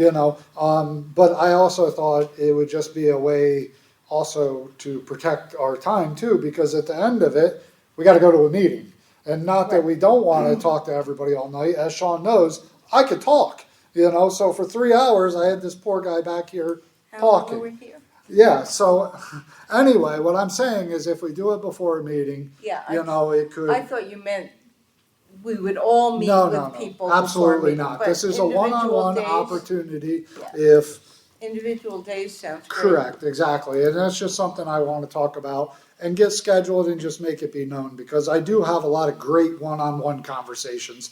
And I do feel that more people would take advantage of that if they knew that they could just come in and talk.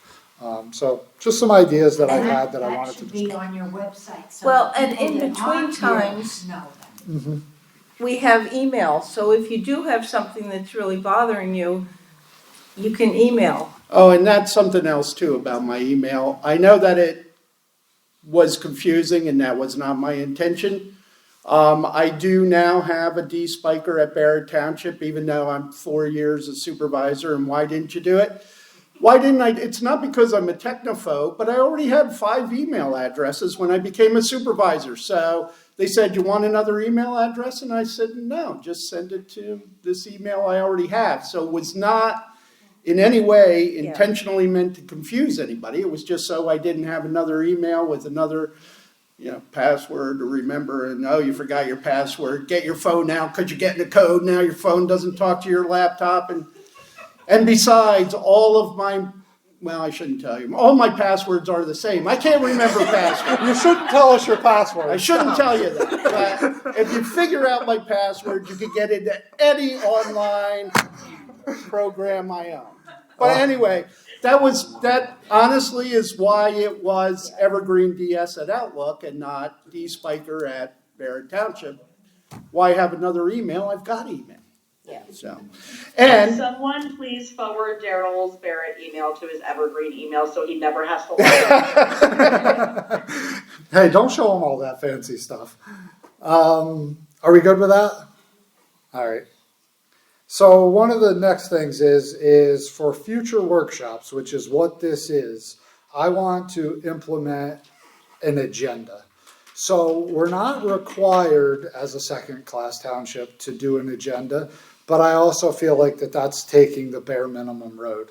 And I want to give everybody the privy to know all the crazy things I decide to talk about, along with you guys. So just to be transparent, an agenda in a workshop isn't like a supervisor's meeting. A supervisor's meeting is way more regimented. You know all the motions that I mess up and back and forth and the all in favor. That doesn't happen in a workshop. But that's also the agenda can go this way, it could go that way, or we could say this meeting's too long, we're not covering it all. Where a supervisor's meeting, we have to cover the full agenda no matter what. So just to let you guys know, if we do publish a workshop agenda, it is just necessarily guidance for the topic. It could go this way, it could go that way, and we might not get through all of it, and we might add some to it.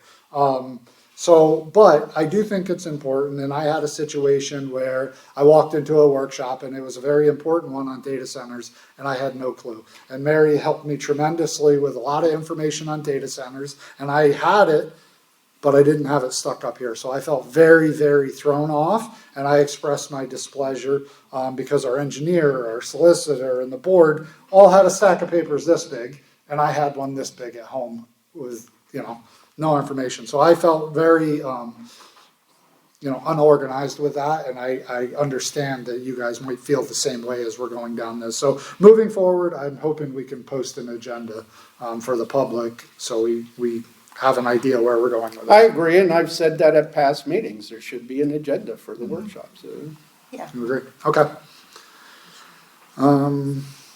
Solar ROI and feasibility study. So I know it's kind of working backwards, but it is a very, very, very hot topic, and it's something that is important to me. So we've spent a lot of money on solar, and we've heard numbers, 750, and we're getting 200 back, and we have a credit coming, and our electric bill has gone from 3,000 to 500. I want to get it all on one sheet. And I want to hand that sheet out to everybody. So here's what we paid. Here's, what's promised to us. Here's a grant. Here's what we're working on. Here's how much we lowered our bills. Here's how long these panels are supposed to last. Here's our PP&L bill. Here's our new PP&L bill. I just think it's a really, really transparent way to not have it brought up without having the facts. And once the facts are out and easily accessible, whether it's working, not working, was a good idea or a bad idea, we can move forward. Everybody has the facts. Sure. Okay. You think that's a good idea, Patty? I think that Pam had gathered a lot of that information already, but I think putting it all in one spot is a good idea. I think putting it in one spot where we could distribute it and have a click. So if someone says, what about that solar? I can say, go on the website, here's the link, and I can send them a link. Mm-hmm.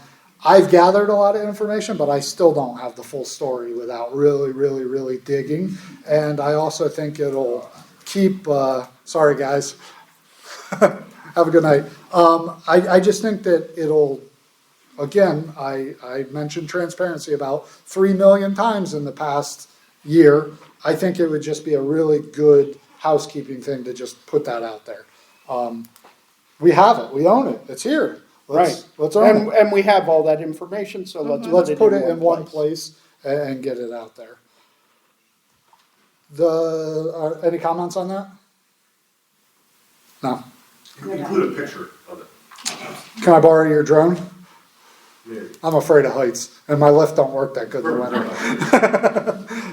All right, yeah, I think a picture would be good, because I would love to see it myself, you know? I've seen solar fields, which are horrendous. Like, it's on Google Earth, but Yeah. more updated one. No, I think it'd be good. Yeah, definitely, see what we spend our money on. Good idea, Mark.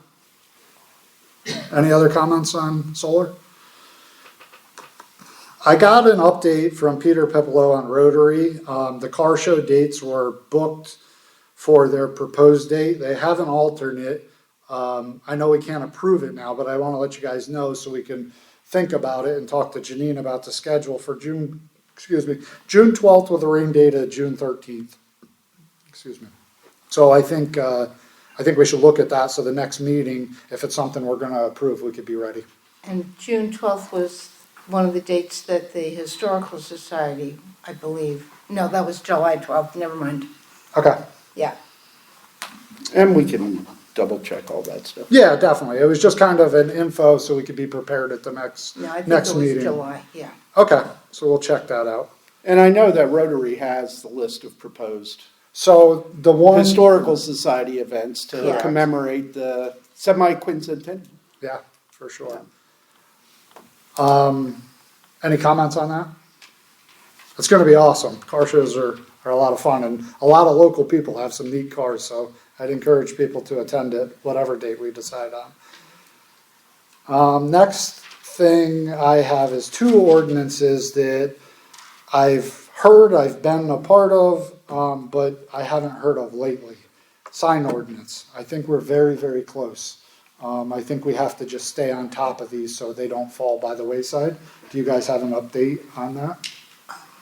We were in the middle of doing the sign ordinance when all the data center scare came, and we said, Yeah. we've got to do data center first. And now as I look at the news, they're in Toby Hammer. Yeah, definitely, you know, and they're everywhere. I give you guys a lot of credit the way you worked through the data center ordinance. It was a lot of hard work and responsible of getting that on the books. So I just don't want these to fall by the wayside. I know Right. we've been working on No, the they're sign on the ordinance list, yeah. for about 3 years. I think it's important to get that on, back in front of us. And even if it takes long meetings and working through them, I think we could multitask on many things. The next ordinance that I know is talked about, I know has been mentioned is the holding tank ordinance. I don't know where we're at with that, but I definitely think that in an emergency situation or an existing property that can't get a septic, this could create relief. So again, I'm not saying I'm for it, I'm not saying I'm against it, but it was talked about, and I would like to continue the conversation on septic holding tank ordinances. I think we need to get with Deanna. Township engineer, Deanna Schmoyer. So, Yeah. off the top of my head, I think that's where it went. That's Okay. where it bogged down because there were so many restrictions, even on a state level. So I think, Well, I mean, we could get with Have to look Diana at it, and yeah. Deanna, find out where that's at, yeah. so just to let you guys know, Deanna's our engineer, so she would review that end of it and advise us on it. But if it could be possible and it could save one person staying in their house through a winter or through a year or create a relief, I think it would be responsible of us. If we legally can, which I know other townships have them, and pretty much all of Promised Land State Park has them, so DEP has regulations for them. I just think we should revisit it because I know there is certain situations and we have all this exceptional value streams and beautiful stuff. We want to protect it. So I'd rather somebody put in a holding tank and have it pumped than try to get away with having a failing septic system and pollute our waters. So again, I'm not saying we're making a Yeah, but decision, I think just that's want where it to, was at, yeah. want to revisit that.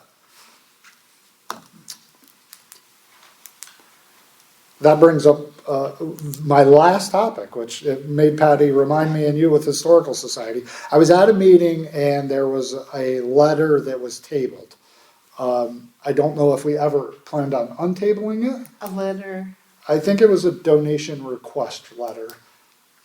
It was, oh, from the Historical Society. yeah, from the Historical Yeah. Society. Okay, yeah, So again, it was just tabled, so I would like that sent to me because that was before me, and we can make a decision on it and get it off the table and figure it out. All So right. if you guys could please send that to Yep. me, I would appreciate it. That's all I got. You got anything, Patty? jet lag? Jet lag? I'm just gonna ask Daryl real quick and then I'll circle. Yeah, and then Krista, so. No, I had some things written down here, but you had a pretty full agenda, Grant. And I would, we hit, yeah, I did want to talk about STRs, we talked about that. Mhm. How close we are to hiring a building codes officer. Snow plowing, I had that down here. So hopefully your roads are getting plowed. Jerry? I just have a request, is there any way at all we can move the 8 AM meeting that we have every month to the evening? So in our reorganization meeting, we approved the times. And the conversation that we had on it, and the point was brought up of factory workers and people that work in restaurants and overnight and late night shift, that it was accommodating to let those participate in a public meeting. So I accepted that answer with the challenge of, let's start taking attendance. And if the morning meetings are ghost towns, I'm going to say that I am going to be an advocate to have all night meetings. If they're well attended, I'm going to have to say my opinion will probably change and say that gives a whole nother shift, a turn to get in front of us. So it's been talked about, it's not going away, and I appreciate you bringing it up. Eric? And something I've always been an advocate for. So even though, well, you've been a supervisor for 4 years, but for the first couple of years, every reorganization meeting, I voted no for the meeting times. Mm-hmm. It was one of the things that I thought needed to change, that Yeah. people should have the opportunity to come to these meetings if they're working people and they're out during the day. So, And I think the past board proved that we can make those changes mid-year. You know, we're listening, we're hearing, but I do want to give the morning meetings a fair shake in Q1, and you know, the end of March we'll revisit it, because Patty's the one that brought up the I'm the point one of that other brought stuff. it up, that I knew what it was like to live with somebody that was on shift work and what it was like to not be able to do any of the daytime stuff. And so even though, you know, it doesn't affect me personally, I thought we should make it available. And we'll see how it goes, and we might go to evening. Carol? Even though you keep the 8 o'clock, can the other meetings be on a regular time so that you don't have to guess what? What meetings? Oh, you mean like Some are planning 5:30, commission? Some are at 6:30, some are at 6, So and you don't ever know. we could suggest that to those boards, but those boards set their own schedule. So a planning commission or an EAC, or if you visit them, you know, just ask them if, you know, a 6:30 would work better for them, because it was very apparent that that's what the people wanted for these meetings to be 6:30. Yeah, it makes it a little. So, and same with the EAC, so that when the EAC was created, we met at the municipal building when it was the old bank. No one ever came to an EAC meeting, no one. Patty worked at Evergreen, she could stay after school, let's move the meetings to Evergreen. That's how the meetings got to Evergreen, it wasn't And I had all trying the to. maps and the things And there. now we're So- moving them back here. So now. they are, EAC meetings will move back here and we'll make them 6:30 so that they jibe with the other township meetings, and we certainly hope you come. So yeah, we Because definitely, sometimes it just feels like you're trying to confuse us. so with that said, And it's understandable, I mean, that's understandable, but I think having this kind of forum where it's not structured and we're not on the, we're not under the gun to take a vote, then we can explain, how did it come to be that the EAC meets at Evergreen Yeah. School? Well, that's how it happened. So Patty worked there, no one was ever coming to an EAC meeting anyway, so we moved it over there. She'd stay after school, we would And I meet. didn't have a key to the door to the meeting room after we blocked off. So It was anyway, crazy. now that we have Bark, it's all moving back to Bark. but I will say, if you want all those meetings at 6:30, talk to the planning commission, Daryl already said he, And I'm on the planning commission, and it was always 5:30 because that's what the township was 5:30. And we Right. haven't had a meeting for reorganization because we haven't had anything on the books to do. And generally, planning commission is just somebody that's got a plan to submit or wants to do a lot consolidation or, show something like that. But I'm sure when we have our reorganization meeting, that we'll be able to change it to 6:30 and make them all the same. Yeah, it would be. Makes sense, Yep. yeah. so before I go Maybe to, for the people who need someone available in the morning, you could just have like that hour and 15 minutes, have a supervisor available in the morning, even if you don't have a morning meeting. So that way somebody could have a face-to-face conversation with someone if they needed it. yeah, we'll on that shift. definitely look at that when we see the attendance of the morning meetings moving forward. So I have one more before I'm gonna go back to your hand raise, Krista, if that's okay. So this one is for you guys. I'm gonna challenge you guys to reach out to us ahead of our meetings, and if you have a hot topic, let's get on the agenda. Because just like I wanna give you guys an agenda, so you guys could be prepared for us, if you guys get on the agenda, it allows us to put some thought into the conversation, so we're not like, oh, and blindsided. So wanting to do this agenda for the workshops works both ways. So again, you can say whatever you want, you can bring it up, but if it's not on the agenda, it's really hard for us to have all the information with us. I already bring enough, and I want to give everything an attention to detail. So if you have a hot topic that you want to discuss and a meeting's coming up, you could, my cell phone's out there, I'll give it to anybody, I gotta get cards made up, you could text me, you could call me, you could email any of us, you could email the township. I would just challenge you guys to get on an agenda. And then also the other people in the audience can bring information to help us move forward and stay on track. But that's all I have for this workshop, other than taking a hey, Rich. Hey, could you actually put the agenda out like 2 or 3 days ahead of time so we can maybe look at it and? Yeah, so our rule of thumb has always been 24 hours because that's what we're mandated. And I do understand things come in last minute. So I would like to get them out a couple days ahead of time. So say on Wednesday, we'll try to do them Monday. And then also, if we have to amend it, it gives us some time for that 24-hour buffer.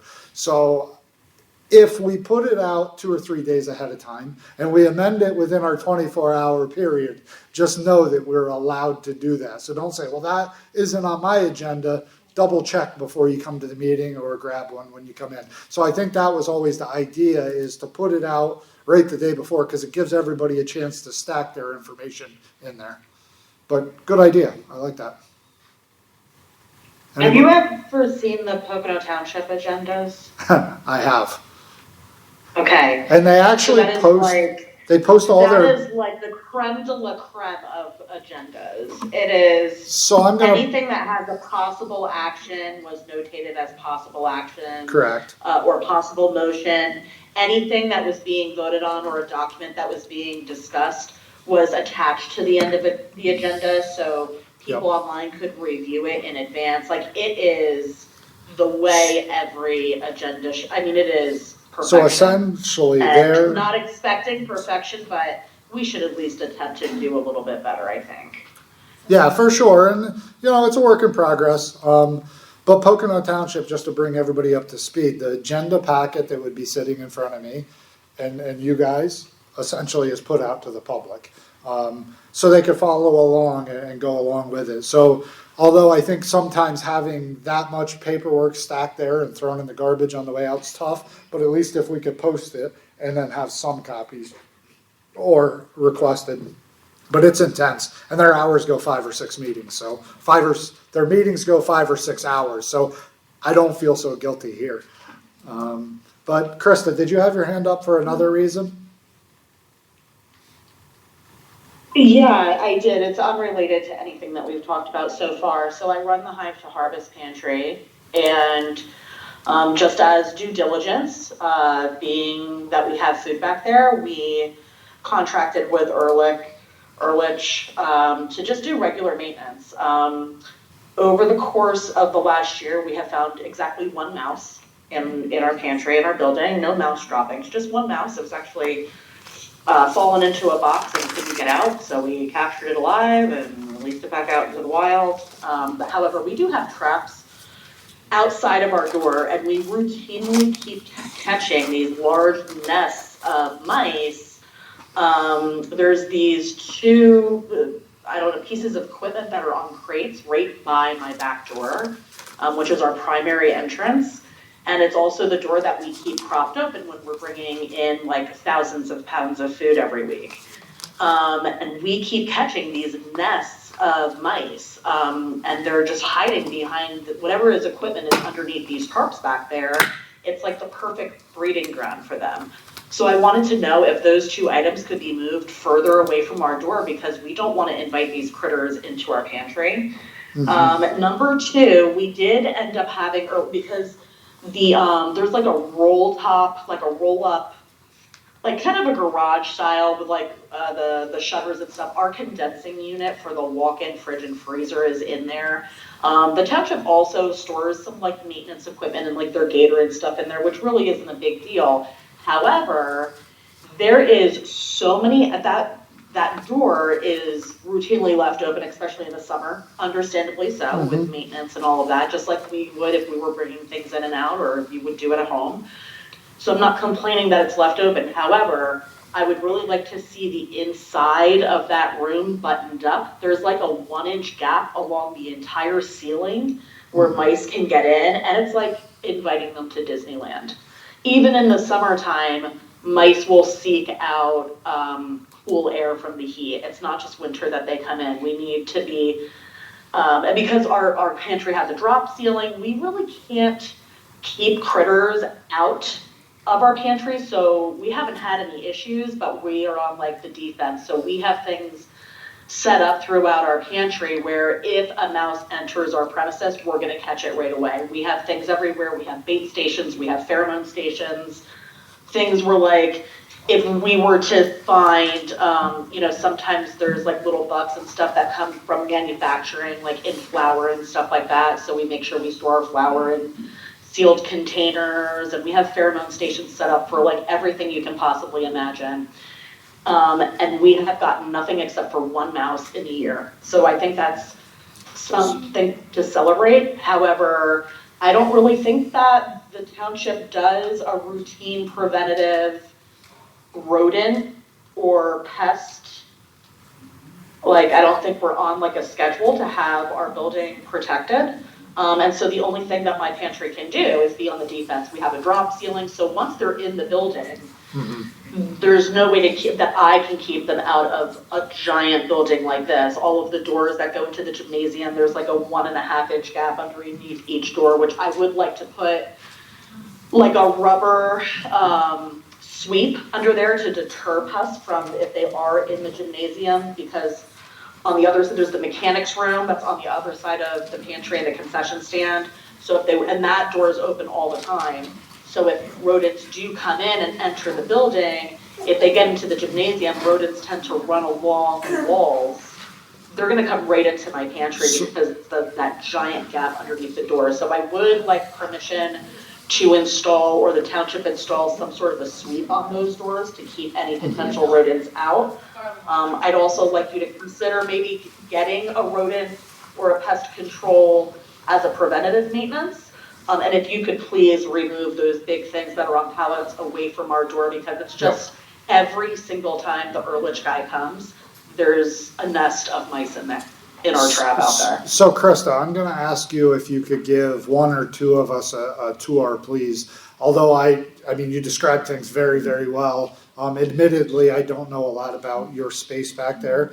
And then we can make a maintenance list and, you know, bring it to the board and get it approved. I do believe the rest of the building has a pest control contract. I've seen contraptions around the building and, you know, information. So I'll get some information on that. I do like all your suggestions. You know, you got food to protect in a kitchen. So I think one mouse is pretty impressive. I wish that was my case at my place. But I really would like a tour of your space, maybe me and Daryl sometime, because admittedly, I've never been in that. I didn't grow up going to school here, so I really don't know the back half of this building. Really, other than Other than when we were first contemplating purchasing. The next thing is the toured. stuff at the back of the building is on our maintenance list, along with, you know, the leaves that blow in and collect and clutter. But yeah, there's two pieces of equipment. There's a plaque that I think the Historical Society is going to end up with. But yeah, I'm excited to see what you're explaining, and we could go from there. Yeah, definitely a list of things that you think need to be worked on. And I think one mouse in a year is very impressive. For sure. So thanks for that information, and we look forward to scheduling some sort of tour to point that out. Thank you. Perfect. We good? Everybody tired? Well, it's a workshop, so there's no formal, Yes. It's just whenever we think we're done. You guys okay? Okay. All right. Goodbye. Thank you. Thanks, Krista. Have a good night, everybody.